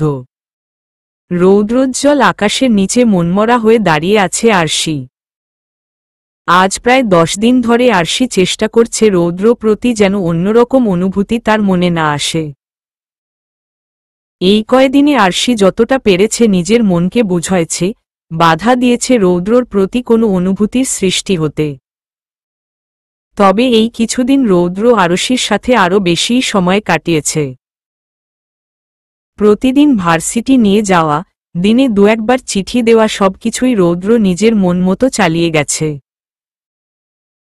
আর আরশির উপর অধিকার খাটানো যেন তার জন্য অতি পছন্দনীয় একটি কাজ। আরশি চেষ্টা করছে রৌদ্রর এসব স্বাভাবিকভাবেই নিতে। এখন আর আগের মতো অস্বস্তিবোধ করে না রৌদ্রর সাথে থাকলে। একজন প্রতিবেশী, একজন ফ্রেন্ড আর একজন ডক্টর হিসেবেই আরশি রৌদ্রকে দেখছে। তবে আরশি নিজের মনে বারবার প্রশ্ন করেছে, রৌদ্র কি তাকে একজন প্রতিবেশী আর ফ্রেন্ড মনে করেই এত কেয়ার করে, অধিকার খাটায়?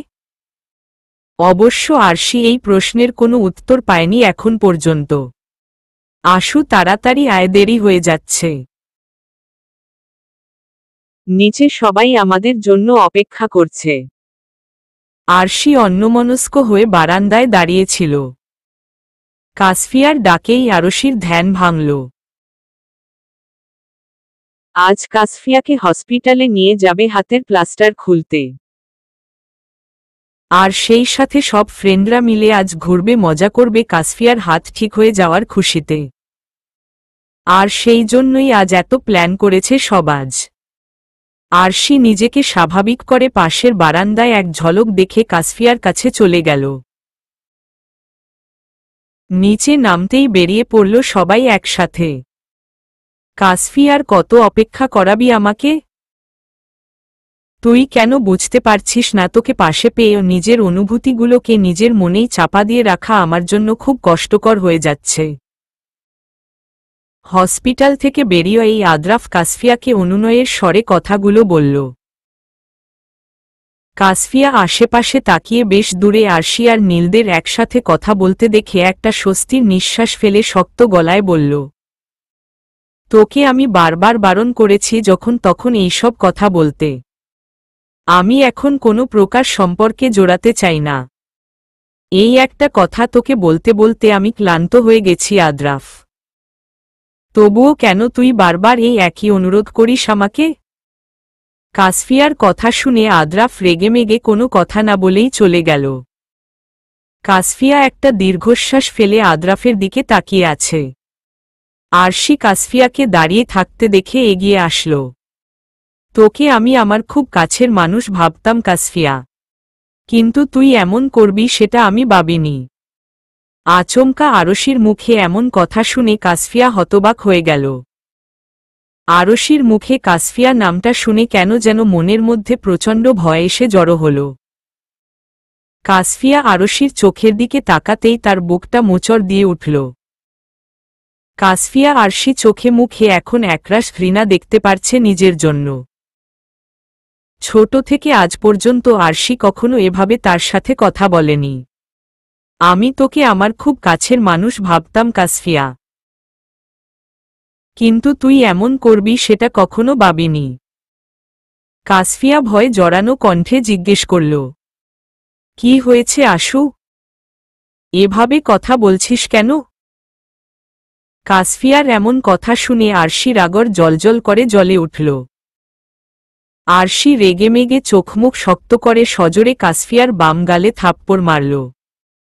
আরশির থাপ্পড়ে কাসফিয়ার গাল আগুনের মতো জ্বলে উঠল। কাসফিয়ার হাত আপনা আপনি বাম গালে চলে গেছে। কাসফিয়া চোখ দুটো পানিতে ছলছল করে আরশির দিকে তাকাল।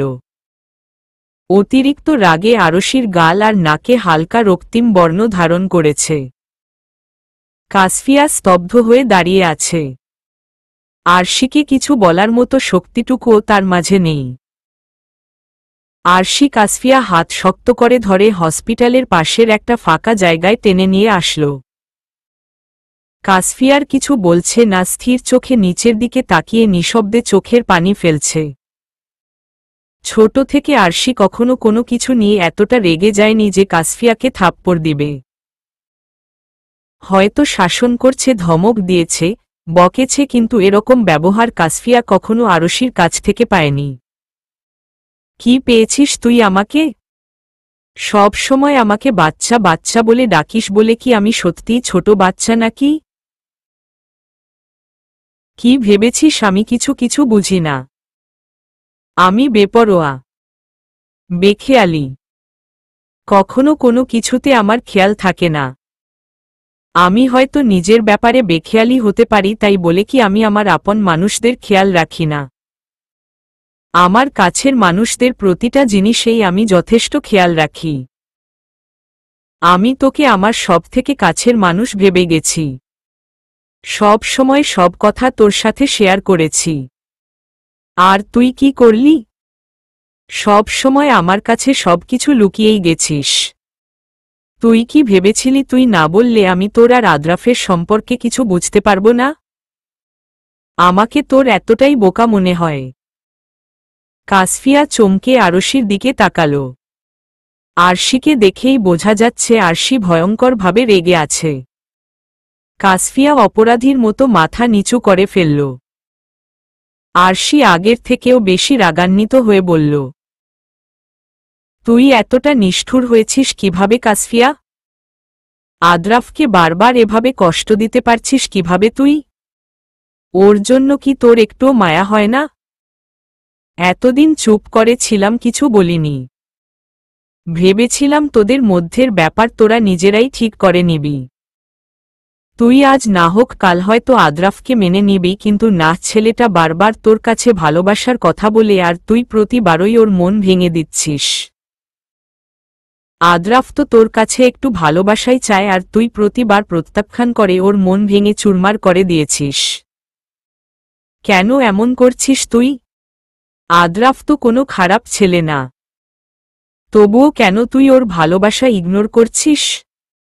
কাসফিয়া নিচের দিকে তাকিয়েই নিম্ন স্বরে বলল, আমি ওকে ভালোবাসি না আর আমি কোনো সম্পর্কেও জোড়াতে চাই না। আমার এইসব ভালো লাগে না। কাসফিয়ার কথা শুনে আরশির রাগ তরতর করে মাথায় উঠে গেল। আরশি ধমকের স্বরে বলল, একদম চুপ থাক কাসফিয়া। তোর এইসব মিথ্যা কথা শুনে আমার রাগ কন্ট্রোলের বাহিরে চলে যাচ্ছে। ইচ্ছে করছে এখনই তোকে গলা টিপে মেরে ফেলি। তোকে আমি তোর থেকেও বেশি বুঝতে পারি। তোর চোখে আদ্রাফের জন্য অনুভূতি আমি অনেক আগেই দেখেছি। তুই আদ্রাফের কথা ভেবে মন খারাপ করে বসে থাকতি, এমনকি আদ্রাফকে কষ্ট দিয়ে তুই নিজেও ছটফট করতি, এসব কোনো কিছুই আমার চোখ এড়ায়নি। কেন তুই ওকে ভালোবেসেও দূরে সরিয়ে দিচ্ছিস? কোনো কারণ বলতে পারবি আমাকে? কাসফিয়া কোনো কথা বলছে না। আগের মতোই মাথা নিচু করে দাঁড়িয়ে আছে। আরশিকে বলার মতো কোনো কথাই তো তার কাছে নেই। কি বলবে সে? আরশির জন্যই সে কোনো সম্পর্কে যেতে চায় না, এটা বলবে? না, এইসব বললে হয়তো আরশি আরও বেশি কষ্ট পাবে। তাই কাসফিয়া নিজের মুখ দিয়ে একটু শব্দও বের করল না। কাসফিয়াকে চুপ থাকতে দেখে আরশি আবারও শক্ত গলায় বললে উঠল, কি বলতে পারলি না তো কোনো কারণ? আচ্ছা, আমিই বলছি তাহলে। এইসব কিছুর পেছনে মূল কারণ হলাম আমি। হ্যাঁ, আমার জন্যই তুই নিজেও কষ্ট পাচ্ছিস আর আদ্রাফকেও কষ্ট দিচ্ছিস। তুই হয়তো ভাবছিস আমি অন্য সব স্বাভাবিক মানুষের মতো কাউকে ভালোবাসতে পারি না, প্রেম করতে পারি না, হয়তোবা আমি ভিতর ভিতর কষ্ট পাচ্ছি আমার ব্যর্থতা নিয়ে। হয়তো ভাবছিস আমি আমার ব্যর্থতার জন্য প্রেম, ভালোবাসা, বিয়ে নিয়ে চিন্তা ভাবনা করা থেকে আমি নিজেকে গুটিয়ে নিয়েছি। আর এইসবের মধ্যে তুই আমাকে রেখে কিভাবে অন্য ছেলের সাথে হাসিখুশিভাবে প্রেম করবি, ভালোবাসবি, তাই তো? এইসব ভেবেই তো তুই ঠিক করেছিস আমার সাথে সাথে তুইও আমার মতো করেই থাকবি একা একা। ভালোবাসা ছাড়া আমার মতো করেই বাঁচবি। কি আমি ঠিক বলেছি তো? কাসফিয়া অশ্রুসিক্ত চোখে আরশির দিকে তাকিয়ে কান্না জোড়ানো কণ্ঠে বলল, আশু, তুই যেমনটা ভাবছিস আসলে ব্যাপারটা তেমন না। আমি কখনো তোকে ব্যর্থ মনে করিনি। আরশি কাসফিয়ার খানিকটা সামনে এসে শান্ত গলায় বলল, আজ তোকে কিছু বলি কাসফি, তুই মনোযোগ দিয়ে শুনে রাখো। আমি কারো সাথে প্রেম করি না, ভালোবাসি না, কারণ আমি চাই না আমার জন্য সেই মানুষটা কষ্ট পাক। আজ পর্যন্ত কেউ শুধুমাত্র আমার মনটাকে ভালোবাসেনি, তাই তো সবাই আমার ব্যর্থতার কথা শুনেই পালিয়ে গেছে। আর যদি কেউ আমাকে সত্যি সত্যিই ভালোবাসে তাহলে হয়তো সেই মানুষটা আমাকে আর আমার ব্যর্থতা দুটোই মেনে নেবে। হয়তো বিয়েও করতে চাইবে, কিন্তু আমি তো জেনে শুনে কারো জীবনে গিয়ে তার জীবনটা নষ্ট করতে পারি না, তাই না? প্রতিটা ছেলেই বাবা হতে চায়। আর আমি যদি কাউকে বিয়ে করি হয়তো প্রথম ৩-৪ বছর কেউ কিছু বলবে না, কিন্তু তারপরই হয়তো সবাই আমার ব্যর্থতা নিয়ে প্রশ্ন তুলবে, তখন হয়তোবা আমার জীবনটা নরকে পরিবর্তন হয়ে যাবে। আমি এখন অনেক ভালো আছি কাশি, বিশ্বাস কর আমাকে, আমি খুব ভালো আছি। এখন মাঝে মাঝে নিজের জন্য একটু আফসোস হয়, কিন্তু কারো সাথে সম্পর্কে জড়ালে আমার সাথে সাথে আরও একটা মানুষের কষ্টও বহন করে বেড়াতে হবে আমাকে। আমি পারবো না রে কাসফি এত মানুষের কষ্ট বহন করতে। আরশি কথাগুলো শেষ করে একটা দীর্ঘশ্বাস ফেলল। কাসফিয়ার কাঁধে হাত রেখে আবার বলা শুরু করল, আমার জীবনের সবথেকে কাছের মানুষ তুই কাসফি। তুই আমার কাছে বেস্ট ফ্রেন্ডের থেকেও বেশি কিছু। আমাদের সম্পর্কটাকে কোনো শব্দ বা বাক্যে বর্ণনা করার চেষ্টা করা বোকামি ছাড়া কিছুই না। কারণ আমাদের বন্ধুত্ব কোনো কিছুর মাধ্যমেই প্রকাশ করা যাবে না। তোর সাথে আমার কোনো রক্তের সম্পর্ক নেই, আমাদের সম্পর্ক হলো আত্মার। আমি ছোট থেকে আমার বাবা মার সাথেও এত সময় কাটাইনি যতটা সময় আমি তোর সাথে কাটিয়েছি। আর আমি কিভাবে সেই মানুষটাকে কষ্ট পেতে দেখব বলতো কাসফি? আমি নিজের জন্যেও এতটা কষ্ট পাই না যতটা তোকে মনমরা হয়ে বসে থাকতে দেখে পাই। তুই আর আদ্রাফ, তোরা দুজনেই আমার কাছের মানুষ, আমি কিভাবে তোদের কষ্ট সহ্য করব? আর তোরা তো আমার জন্যই নিজেদের কষ্ট দিচ্ছিস। তুই এমনটা করে আমার কষ্ট কমাচ্ছিস না, বরং আরও অনেক গুণ বেশি কষ্টের সাগরে ভাসিয়ে দিচ্ছিস। বুঝতে পেরেছিস আমার কথা? কাসফিয়া মাথা নাড়িয়ে হ্যাঁ বলে সাথে সাথেই আরশিকে শক্ত করে জড়িয়ে ধরে কান্নায় ভেঙে পড়ল। বাচ্চাদের মতো হিচকি তুলে কান্না করছে। আরশি কাসফিয়ার মাথায় হাত বুলিয়ে দিয়ে শান্ত করার জন্য বলল, বাচ্চাদের মতো কান্নাকাটি করিস না তো কাসফি। থামো, এখন শান্ত হ। কাসফিয়ার কান্না থামার কোনো নামই নেই। আগের মতোই ডুকরে ডুকরে কেঁদে যাচ্ছে। আরশি কাসফিয়াকে নিজের থেকে ছাড়িয়ে নিয়ে কাঁদো কাঁদো মুখ করে বলল, কাসফি, তুই তো জানিস ছোটবেলা থেকেই তোর কান্না দেখলে আমিও কান্না করে দিতাম। তোকে আন্টি মারলে তোর আগে আমিই কান্না শুরু করতাম। এখন কিন্তু বড় হয়ে গেছি, এখনো যদি তোর কান্না দেখে আমিও কান্না করে দেই, ব্যাপারটা আমার জন্য খুবই লজ্জাজনক হবে। তাই বলছি প্লিজ তুই কান্না থামা, না হলে আমিও এখন কান্না শুরু দিব। আমারও কিন্তু কান্না কান্না ভাব পাচ্ছে। আরশির কথা শুনে কাসফিয়া কান্নার মাঝেই হেসে দিল।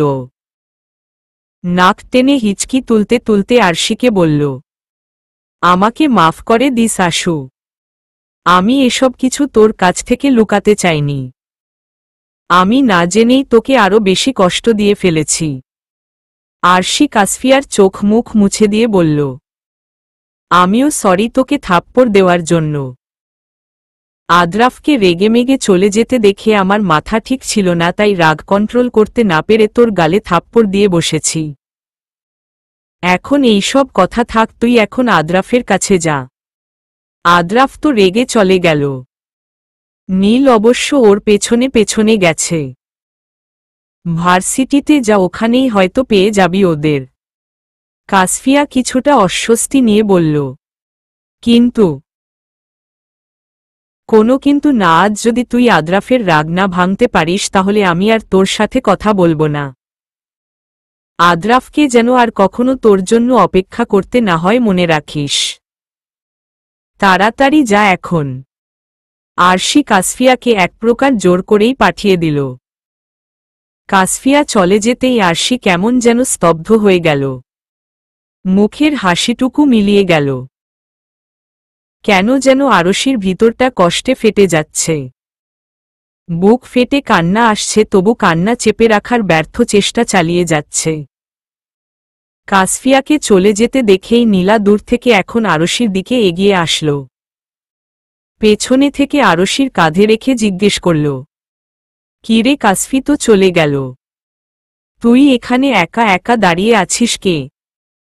আরশি কাঁধে নীলার হাতের স্পর্শ পেয়ে নীলার কথা শেষ হওয়ার আগেই নীলাকে জড়িয়ে ধরে কান্না শুরু করে দিল।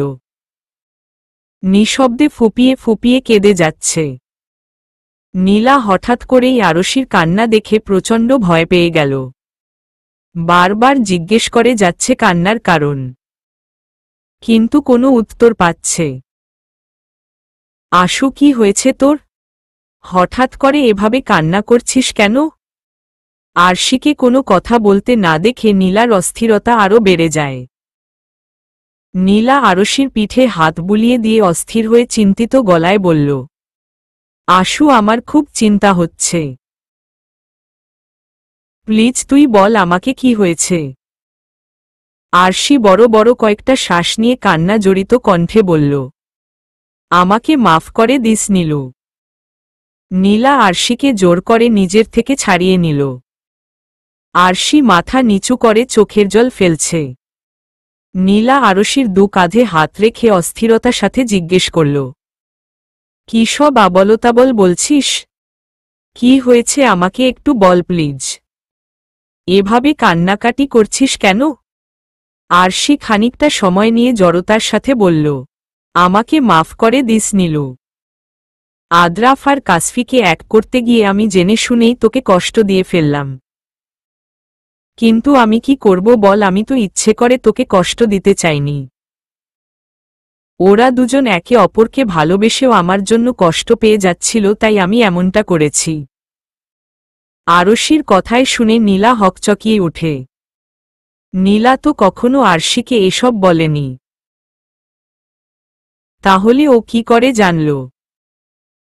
নীলা অপ্রস্তুত হয়ে বলল, তুই এসব কি করে জানলি? আরশি হাতের উল্টো পিঠে নিজের চোখ মুছে নিল। কিছুটা স্বাভাবিক হয়ে বলল, আমি ওই দিন থেকেই সব বুঝে গিয়েছিলাম, যেদিন তুই আদ্রাফের কথা শুনে নিয়েছিলি। ওই দিন তোর চোখ দেখেই আমি সব বুঝে গেছি। নীলা মাথা নিচু করে চুপ করে দাঁড়িয়ে আছে। আরশি আবারও বলল, তুই অস্বস্তিবোধ করবি তাই এসব নিয়ে তোকে সরাসরি কিছু বলিনি। তুই আমাকে মাফ করে দিস নীলু। আমি সব জেনেও তোর ভালোবাসার মানুষকে তোর করে দিতে পারিনি। আদ্রাফ আর কাসফি একে অপরকে ভালোবাসে, তাই আমি ওদেরকে এক করে দিয়েছি। তা না হলে তোরা তিনজনই কষ্ট পেয়ে যেতি। কাসফিয়ার বুকটা মোচড় দিয়ে উঠল আদ্রাফ আর কাসফিয়ার এক হয়ে যাওয়ার কথা শুনে। চিনচিনে ব্যথা অনুভব করছে নীলা। কান্না আসতে চাইছে, কিন্তু এই মুহূর্তে কান্না করতে চাইছে নীলা। নিজেকে শক্ত রাখতে চাইছে, ভেঙে পড়তে চায় না সে। বড় বড় কয়েকটা শ্বাস নিয়ে নীলা মাথা তুলে তাকাল। একটা মুচকি হাসি দিয়ে বলল, তুই একদম ঠিক করেছিস আশু। আদ্রাফ তো আমাকে ভালোই বাসে না, আমি ভুল সময়ে ভুল মানুষকে ভালোবেসে ফেলেছি। এতে অন্য কারো কোনো দোষ নেই। তোর জায়গায় আমি থাকলেও ওদের সম্পর্কটা ঠিক করে দিতাম। তাই বলছি, আর কখনো যদি তোকে দেখেছি আমার কাছে মাফ চাইতে তাহলে তোর খবর আছে। আরশি নীলার হাসি মুখের দিকে একদৃষ্টিতে তাকিয়ে আছে।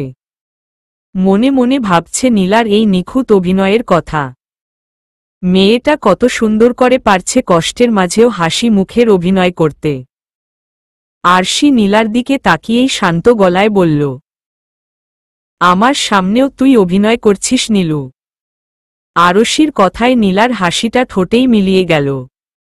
মুখে গাম্ভীর্যের ছাপ ফুটে উঠেছে। নীলা আরশি হাত ধরে রাস্তার দিকে হেঁটে যেতে লাগল। আরশিও চুপচাপ নীলার সাথে হেঁটে যাচ্ছে। শহরের কোলাহলে মাঝে শুধুমাত্র এই দুটি মানুষের মাঝে এক ঝাঁক নীরবতা এসে ঝেঁকে বসেছে। ফুটপাত দিয়ে নীলা আরশির হাত ধরে হেঁটে যেতে যেতে বলল, জানিস আশু, এই যে আমাদের আশেপাশে আছি সেদের সবার মনেই কিন্তু কষ্ট আছে। কারো কম আবার কারো বেশি। কেউ নিজেদের কষ্ট প্রকাশ করছে, আবার কেউ নিজের মনের মধ্যে কষ্ট লুকিয়ে রেখেই হাসি মুখে ঘুরে বেড়াচ্ছে। কষ্ট প্রকাশ করলেই সেটা আরও বাড়বে। নিজের সাথে সাথে আশেপাশের মানুষগুলোও মন খারাপ করে থাকবে। এর চেয়ে বরং নিজের কষ্ট নিজের মধ্যে লুকিয়ে রেখে সবার সামনে হাসি খুশি থেকে আশেপাশের মানুষগুলোকে ভালো রাখাটাই তো বুদ্ধিমানের কাজ, তাই না আশু? আরশি চুপচাপ নীলার কথা শুনছিল। বোকাশোকা অল্পতেই গাল ফুলিয়ে বসে থাকা এই মেয়ে আজ কতটা গম্ভীর রূপ ধারণ করেছে। বিজ্ঞদের মতো করে কথা বলছে। নিজের মাঝেই কষ্ট লুকিয়ে রাখতে শিখে গেছে। আসলেই কষ্ট পেলে মানুষ পাল্টে যায়, শক্ত হয়ে যায়, আগের থেকেও বেশি জ্ঞানী হয়ে যায়। কষ্ট থেকেই হয়তো মানুষ শিক্ষা নিতে পারে। আরশি মনে মনে নিজেকেই বলতে লাগল, নীলা তো সত্যিই বলছে কষ্ট প্রকাশ করলেই সেটা আরও বেড়ে যায়। আমিও তো সব কষ্ট নিজের মধ্যে লুকিয়ে রাখতেই পছন্দ করি, যেন অন্য কেউ বুঝতে না পারে। আমার কথা ভেবে মন খারাপ না করে, সেই কারণেই তো সবসময় হাসি মুখে থাকি। তাহলে কি নীলুও আমার মতোই? প্রচণ্ড জোরে গাড়ির হর্নের আওয়াজ কানে আসতেই আরশি ভাবনা থেকে বেরিয়ে আসল। বিরক্তিতে চোখ মুখ খিচে আছে। শহরের এই কোলাহল আরশির একদমই ভালো লাগে না। একদম ঠিক বলেছিস নীলু, তুই তো দেখি খুব জ্ঞানী ব্যক্তি হয়ে গেছিস। নীলা আরশির দিকে তাকিয়ে একটা হাসি দিয়ে আবারও সামনের দিকে তাকিয়ে হাঁটা শুরু করল। কিছুটা পথ যেতেই নীলা শান্ত গলায় বলল, আশু, আমি চাই না বাকিরা এসব ব্যাপারে কিছু জানুক। আমার ব্যাপারটা জানলে হয়তো আদ্রাফ আর কাসফি আমার সামনে আসতে অস্বস্তিবোধ করবে। আর তুই? আরশির প্রশ্নে নীলা থমকে দাঁড়িয়ে গেল। একই জায়গায় স্থির হয়ে আছে। আরশি নীলার কাঁধে হাত রাখতেই নিম্ন স্বরে বলে উঠল, আমার কিছু হবে না আশু। প্রথম প্রথম খারাপ লাগবে, তারপর আস্তে ধীরে সব ঠিক হয়ে যাবে। আজ না হোক কাল তো সত্যিটা মেনে নিতেই হবে। আরশি পরিস্থিতি স্বাভাবিক করতে বলল, আচ্ছা এসব বাদ দে, তুই নিশ্চিন্তে থাক, আমি এমনিতেও আমাদের মাঝের কথা কাউকে কিছু বলতাম না। তাই এখন এসব বাদ দিয়ে চল ফুচকা খেতে যাই। আরশি নীলার হাত ধরে এক প্রকার টেনে ফুচকার দোকানের দিকে নিয়ে যাচ্ছে। নীলাও মুচকি হেসে আরশির সাথে যাচ্ছে। আরশি একদৃষ্টিতে আকাশের দিকে তাকিয়ে আছে। কিছুক্ষণ আগেই আদ্রাফ আরশিকে ফোন দিয়ে অনেকগুলো ধন্যবাদ জানিয়েছে। সবাইকে ট্রিট দিবে বলে প্রমিজ করেছে, আর আরশির জন্য স্পেশালভাবে ট্রিট দিবে। আরশি যা যা চায় সব আদ্রাফ মেনে নিবে। আরও নানা রকম কথা বলেছে। আদ্রাফ যেন খুশিতে আত্মহারা হয়ে গেছে আজ। কাসফিয়ার চোখে মুখেও খুশির ঝলক দেখা যাচ্ছে। একই গল্পের দুই চরিত্র খুশিতে মেতে উঠেছে, আর অন্যদিকে আরেকজন এদের খুশি দেখেই হয়তো চোখের জল ফেলছে। নিজের না পাওয়া ভালোবাসার মানুষটা কথা ভেবেই হয়তো একা একা ডুকরে কেঁদে উঠছে। আরশি একটা দীর্ঘশ্বাস ফেলল। আরশি বুঝতে পারছে না এখন তার আদ্রাফদের কথা ভেবে খুশি থাকা উচিত নাকি নীলার জন্য কষ্ট পাওয়া উচিত। আরশি আকাশের দিকে তাকিয়েই নিজের ভাবনার জগতে নানারকম চিন্তাভাবনায় ব্যস্ত হয়ে আছে। কিন্তু অপর বারান্দা থেকে একজোড়া তৃষ্ণাতুর চোখ অপলকভাবে তাকিয়ে আছে তার দিকে, সেদিকে আরশির কোনো খেয়াল নেই। আজ সারাদিন আরশিকে না দেখে রৌদ্রর মন বড্ড বেশিই ছটফট করছিল। কখন আরশিকে এক নজরের জন্য দেখতে পাবে সেই অপেক্ষাতেই সারাদিন কাটিয়েছে। হাজার ব্যস্ত সময়ের মধ্যেও হুটহাট আরশির চিন্তা তীরের মতো রৌদ্রর মন মস্তিষ্কে এসে আঘাত হানে। এই মুহূর্তে আরশির এই মলিন মুখটাই রৌদ্রর কাছে মোহনীয় লাগছে। অন্ধকারের মধ্যে চাঁদের আলোতে আরশির মুখে যেন মুগ্ধতা উপচে পড়ছে। আরশির চোখে জমে থাকা টলমল করা অশ্রুজল মনে হচ্ছে মুক্তার মতো চিকচিক করছে। এতেই যেন প্রচণ্ড মায়াবী লাগছে আরশিকে। রৌদ্র মনে হচ্ছে আরশির দিকে এভাবে তাকিয়ে থেকেই হাজারো নির্ঘুম রাত কাটিয়ে দিতে পারবে। হঠাৎ করেই রৌদ্রর চোখ পড়ল আরশির চোখে আটকে রাখা নোনা জলের এক ফোঁটা জল গাল বেয়ে গড়িয়ে পড়ল। সেই সাথে রৌদ্রর বুকটাও ছ্যাঁত করে জ্বলে উঠেছে। খানিকটা উত্তেজিত হয়েই আরশিকে জিজ্ঞেস করে বসল, মিস আরু, আপনার কি কিছু হয়েছে? আরশির কোনো উত্তর পেল না। আরশি এখনো আগের মতোই গভীর চিন্তামগ্ন হয়ে আছে। রৌদ্র এবার খানিকটা উচ্চস্বরেই আরশিকে ডাক দিল, মিস আরু। রৌদ্রর এমন আকর্ষণ কারা ডাকে আরশির হুঁশ ফিরল। তৎক্ষণাৎ পাশের বারান্দায় তাকিয়ে রৌদ্রকে দেখেই আরশি চমকে উঠল। রেলিংয়ের উপর দুহাত দিয়ে দাঁড়িয়ে আছে রৌদ্র। কপালে চিন্তার রেখা ভেসে উঠেছে। আরশি অন্যদিকে ফিরে রৌদ্রর চোখের আড়ালে চোখের পানি মুছে নিল। নিজেকে স্বাভাবিক করে বলল, জি, আপনি ঠিক আছেন তো ডক্টর? আপনাকে চিন্তিত মনে হচ্ছে। রৌদ্র ভ্রু কুঁচকে সন্দিহান কণ্ঠে বলল, আমি ঠিক আছি, কিন্তু আপনাকেই ঠিক মনে হচ্ছে না। কিছু হয়েছে আপনার? কি নিয়ে এতক্ষণ ধরে গভীর চিন্তায় মগ্ন ছিলেন? আরশি মলিন মুখে নিচের দিকে তাকিয়ে আছে। হাত কোচলাচ্ছে অনবরত। মনে হচ্ছে সকল অস্বস্তি ভাব এই হাত কচলানোর মাধ্যমেই বিলীন করে দিতে চাইছে। রৌদ্র আরশির হাতে দিকে একবার তাকিয়ে আবারও মুখের দিকে নজর দিল। আরশির মুখটা কেমন যেন ফ্যাকাশে লাগছে। রৌদ্র শান্ত গলায় বলল, মিস আরু, নিচে আসুন, আমি অপেক্ষা করছি। আরশি চমকে রৌদ্রর দিকে তাকাল। বিস্ময় নিয়ে বলল, এই সময় নিচে যাব মানে? রৌদ্র হাত ঘড়িতে নজর দিয়ে বলল, তেমন রাত হয়নি, সবেমাত্র 10টা বাজে। এখানে এভাবে দাঁড়িয়ে থাকলে কিছুক্ষণের মধ্যেই আপনার হাতে মৃত্যু ঘটবে। আরশি রৌদ্রর কথার মানে বুঝতে না পেরে ভ্রু কুঁচকে জিজ্ঞাসুক দৃষ্টিতে তাকাল। রৌদ্র চোখের ইশারায় আরশির হাতের দিকে তাকাতে বলল। আরশি নিজের হাতের দিকে তাকিয়ে সাথে সাথেই দুহাত আলাদা করে ফেলল। আরশির এভাবে হাত কোচলাচ্ছিল তা আরশির নিজেরই খেয়াল ছিল না। আপনি যদি সবসময় অস্বস্তিতে এভাবে হাত কচলাতে থাকেন তাহলে কখন যে আপনি নিজের হাতের চামড়া ছিঁড়ে খুঁড়ে দিবেন সেটা আপনি নিজেই বুঝতে পারবে না। যাই হোক, নিচে গেইটের কাছে আসুন। আরশি ইতস্তত করে বলল, কিন্তু এখন? রৌদ্র আরশিকে ইতস্তত করতে দেখে আশ্বাসের সুরে বলল, আমাকে ভরসা করেন তো মিস আরু? আরশি রৌদ্রর মুখের দিকে এক ঝলক তাকিয়ে উপর নিচে মাথা নাড়িয়ে হ্যাঁ জানাল। তাহলে আমার উপর ভরসা রেখেই নিচে আসুন, আমি অপেক্ষা করছি। রৌদ্র আরশিকে কথাটা বলে বারান্দা থেকে চলে গেল। আরশি একটা দীর্ঘশ্বাস ফেলে পাখিগুলোর দিকে তাকিয়ে নরম স্বরে বলল, তোদের মালিকের হুটহাট করে কি হয় রে? এই রাতের বেলা বাহিরে গিয়ে কি করব আমি? পাখিগুলো আরশির কথা শুনেই চেঁচামেচি শুরু করে দিল। আরু নামের পাখিটা চিরকুট চিরকুট করছে, অবিরাম। আরশির নাম রাখা অ্যাংরি বার্ডটা খাঁচার এক পাশে চুপ করে বসে আছে। আরশি পাখিটার দিকে সরু চোখে তাকিয়ে বলল, তোর সাথে তো দেখছি নামটা পুরোপুরিই ম্যাচ করেছে। তুই ও তোর গোমরামুখ মালিকের মতোই গম্ভীর হয়ে বসে আছিস দেখা যাচ্ছে। অসভ্য একটা।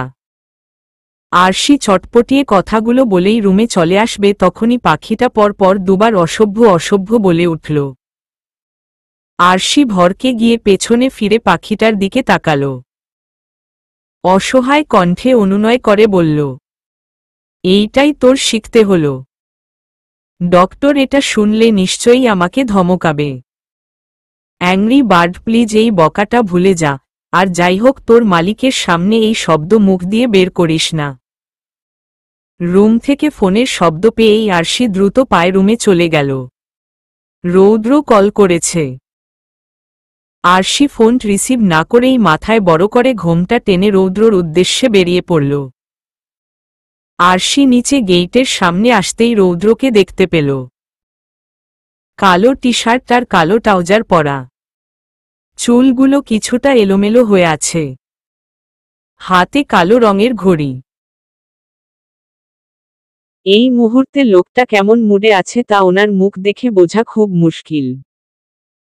সব সময়ই গম্ভীর মুখে থাকে লোকটা। আরশি চিন্তাভাবনা বাদ দিয়ে এগিয়ে গেল। রৌদ্রর কাছে আসতেই রৌদ্র গম্ভীর গলায় বলল, এতক্ষণ কি করছিলেন?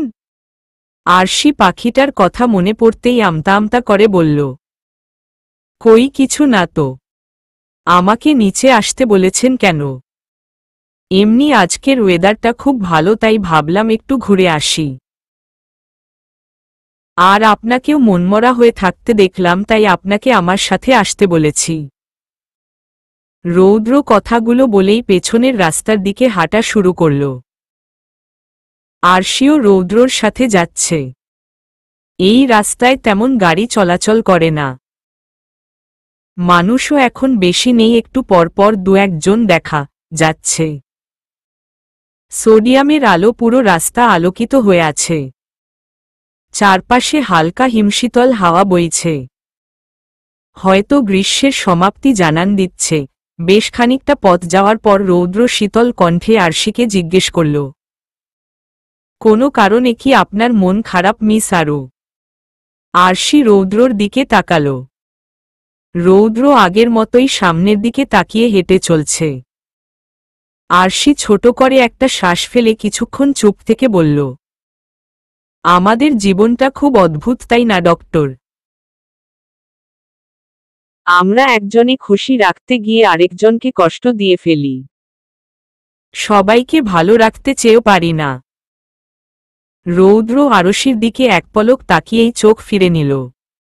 সকলকে ভালো রাখা আমাদের কারো পক্ষেই সম্ভব নয়।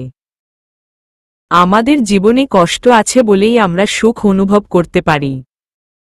তাই সুখ পাওয়ার জন্য আমাদের সবাইকে অবশ্যই আগে কষ্ট পেতে হয়। সব মানুষ জীবনে শুধু সুখ না ভালোবাসাও চায়। ভালোবাসার মানুষকে আঁকড়ে ধরে বাঁচতে চায়। কিন্তু সবার ভাগ্যে ভালোবাসা থাকে না। সবার ভালোবাসা পূর্ণতা পায় না। দুইজন ভালোবাসার মানুষ একে অপরের সাথে ভালো থাকলে হয়তো দূর থেকে অন্য কেউ একতরফাভাবে ভালোবেসে কষ্ট পায়। নিজের ভালোবাসা মুখে প্রকাশ করতে না পেরে এক বুক কষ্ট নিয়েও হাসি মুখে বেঁচে আছে। আরশি কথাগুলো বলতে বলতে তার গলা ধরে আসছে। চোখ দুটো চিকচিক করে উঠছে। রৌদ্র আরশির কথায় কিছুটা ধারণা করতে পেরেছে কি হয়েছে। পরিস্থিতি সামলানোর জন্য রৌদ্র শান্ত গলায় বলল, মিস আরু চলুন ওই দিকটায় বসি। রৌদ্র রাস্তার ডান পাশের একটা মাঠে চলে গেল। মাঠের ঠিক মাঝখানে গিয়েই মাটিতে বসে পড়ল। আরশি ভ্রু কুঁচকে তাকিয়ে আছে রৌদ্রর দিকে। কিন্তু রৌদ্রর সেদিকে ভ্রুক্ষেপ নেই।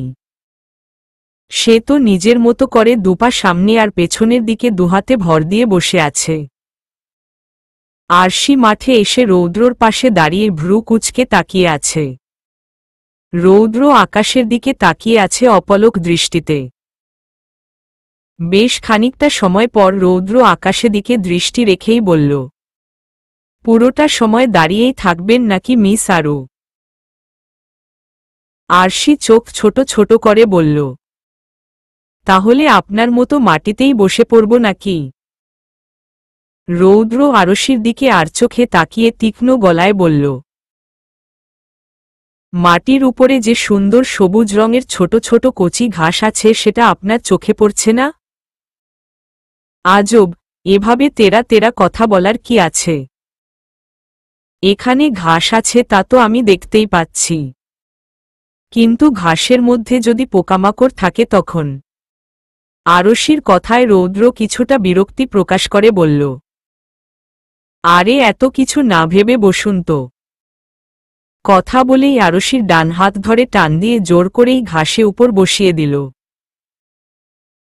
আচমকা রৌদ্রর এমন কাজে আরশি থমেরে বসে রইল। রৌদ্র এখনো আরশির হাত ঘাসে মধ্যে চেপে ধরে আছে শক্ত করে। রৌদ্রর হাতের স্পর্শ পেয়ে আরশির সারা শরীরে শীতল হাওয়া বয়ে গেল। আরশি রৌদ্র আর তার হাতের দিকে তাকিয়ে আছে। কেমন যেন আলাদা এক শিহরণ বয়ে যাচ্ছে, গায়ে কাঁটা দিয়ে উঠছে। এর আগেও দু একবার রৌদ্র আরশিকে স্পর্শ করেছে, কিন্তু তখন তো তার এমন অদ্ভুত ভয়ঙ্কর রকমের অনুভূতি হয়নি। আরশি রৌদ্রর মুখের দিকে তাকাল। চোখ বন্ধ করে রৌদ্র এই নিস্তব্ধ পরিবেশ অনুভব করছে। রৌদ্রর চোখের পাপড়িগুলো বেশ বড় বড় আর ঘন। একটু পর পর বাতাসের তীব্র ঝাপটায় রৌদ্রর চোখ কেঁপে উঠছে। আরশি ঘোর লাগা দৃষ্টিতে রৌদ্রকে দেখে যাচ্ছে। রৌদ্র চোখ বন্ধ রেখেই নরম গলায় বলে উঠল, সব সময় এমন মুগ্ধকর পরিবেশ আর আবহাওয়া দেখা যায় না, তাই সুযোগ থাকলেই সেটা উপভোগ করতে শিখুন। পোকামাকড়, ধুলোবালি, রাতের সময় এত কিছু নিয়ে চিন্তা ভাবনা না করে শুধু এই সুন্দর মুহূর্তের কথা ভাবুন। শহরে এমন পরিবেশের দেখা পাওয়া খুবই দুষ্কর। একবার শুধু এই শীতল নিস্তব্ধ প্রকৃতির মাঝে নিজেকে বিলিয়ে দিয়ে দেখুন। সব দুঃখ কষ্ট নিমিষেই উধাও হয়ে যাবে মাথা থেকে। রৌদ্র কথাটা বলেই আরশির হাত আরো শক্ত করে চেপে ধরল। আরশি এবার খানিকটা কেঁপে উঠল। আরশি তৎক্ষণাৎ রৌদ্রর থেকে নজর সরিয়ে নিল। আকাশের গোলাকার উজ্জ্বল চাঁদটার দিকে তাকাল। একটু পরপর কালো মেঘে ঢেকে যাচ্ছে, আবারও উজ্জ্বল হয়ে উকি দিচ্ছে। মনে হচ্ছে লুকোচুরি খলছে। আরশি নিজের চোখ দুটো বন্ধ করে অনুভব করতে লাগল এই নিরিবিলি প্রাকৃতি। এই মুহূর্তে আরশির মন মস্তিষ্কের শুধু একটাই গান বাজছে উঠছে। একটা ছেলে মনের আঙিনাতে ধীর পায়েতে এক্কা দোক্কা খেলে, বন পাহাড়ি ঝর্ণা খুঁজে, বৃষ্টি জলে একলা ভিজে। একটা ছেলে মনের আঙিনাতে ধীর পায়েতে এক্কা দোক্কা খেলে, বন পাহাড়ি ঝর্ণা খুঁজে, বৃষ্টি জলে একলা ভিজে। সেই ছেলেটা আমায় ছুঁয়ে ফেলে, সেই ছেলেটা আমায় ছুঁয়ে ফেলে। আমি তো বেশ ছিলাম চুপিসারে, ছোট্ট মেয়ে সেজে একটা কোণে, সবুজ বনে নীলচে আলো জেলে, স্বপ্ন ভেজা মাটিতে পা ফেলে। আমি তো বেশ ছিলাম চুপিসারে, ছোট্ট মেয়ে সেজে একটা কোণে, সবুজ বনে নীলচে আলো জেলে, স্বপ্ন ভেজা মাটিতে পা ফেলে। সেই ছেলেটা হঠাৎ এলো মনে, সেই ছেলেটা হঠাৎ এলো মনে। হঠাৎই আরশির ফোন বেজে উঠল। ফোনের রিংটোনের শব্দে আরশি আর রৌদ্রর ভাবনায় ব্যাঘাত ঘটল। আরশি এক ঝটকায় চোখ মেলেই বা হাতে রাখা ফোনটা সামনে আনল। কাসফিয়া নাম্বার দেখেই ভয় একটা শুকনো ঢোক গিলে রিসিভ করল। সাথে সাথেই অপর প্রান্ত থেকে কাসফিয়া ঝাঝালো কণ্ঠে বলে উঠল, এই ফাজিল, তুই আমাকে না বলে এই রাতের বেলায় কোথায় গেছিস? আরশি ভুলে কাসফিয়াকে না জানিয়েই বাসা থেকে বেরিয়ে পড়েছিল। এখন নিজের বোকামি বুঝতে পেরে ভয়ে চুপসে যাচ্ছে। রৌদ্র আরশির দিকে ভ্রু বাঁকিয়ে তাকিয়ে আছে। আরশি উঠে কিছুটা দূরে গিয়ে কথা বলবে, কিন্তু রৌদ্রর হাতের নিচে আরশির হাত চেপে রাখার আরশি উঠে যেতে পারছে না। তাই আরশি একটু নেড়েচেড়ে আবারও বসে পড়ল। রৌদ্র ভ্রু নাচিয়ে ইশারায় জিজ্ঞাসা করতেই আরশি চোখের ইশারায় হাতের দিকে তাকাতে বলল। রৌদ্র হাতের দিকে তাকিয়ে এই অবস্থা দেখে এক ঝাটকায় নিজের হাত সরিয়ে ফেলল। এই মুহূর্তে রৌদ্রর মুখেও কিছুটা লজ্জার আভাস মিলেছে। লজ্জায় বাম হাতে মাথা চুলকে অন্যদিকে মুখ ঘুরিয়ে নিল। রৌদ্রর নিজেরও খেয়াল ছিল না ও আরশির হাত ধরে বসে আছে। আরশি রৌদ্রর এমন লাজুক ভাব দেখে খানিকটা অবাক হল। কিরে, কথা বলছিসস না কেন? কোথায় তুই? আরশি উঠে দাঁড়িয়ে কিছুটা দূরে গিয়ে বলল, আমি বাহিরে হাঁটতে বের হয়েছি। কি এত রাতে তুই একা একা বাহিরে ঘুরতে বেরিয়েছিস? কাসফিয়ার এমন চেঁচিয়ে কথা বলা শুনে আরশি কান থেকে ফোনটা একটু দূরে নিয়ে বলল, উফ, ফাস্টে কথা বলতো কাসফি। আমি একা না, ডক্টর আছে আমার সাথে। কাসফিয়া একটা স্বস্তির নিঃশ্বাস ফেলে সন্দেহ গলায় বলল, বাহহ, রৌদ্র ভাইয়ের সাথে আবার ঘুরতেও যাওয়া হচ্ছে নাকি? কাসফি, প্লিজ আবার শুরু করিস না এইসব। কাসফিয়া চিন্তিত গলায় বলল, আচ্ছা যাই হোক, নীলুর সাথে তোর কথা হয়েছে? সেই কখন থেকে ফোন দিয়ে যাচ্ছি কিন্তু ফোন অফ আসছে বারবার। আর নীলু তো বাসায় নেই যে ওকে ফোন করে কিছু জিজ্ঞেস করব। চলবে।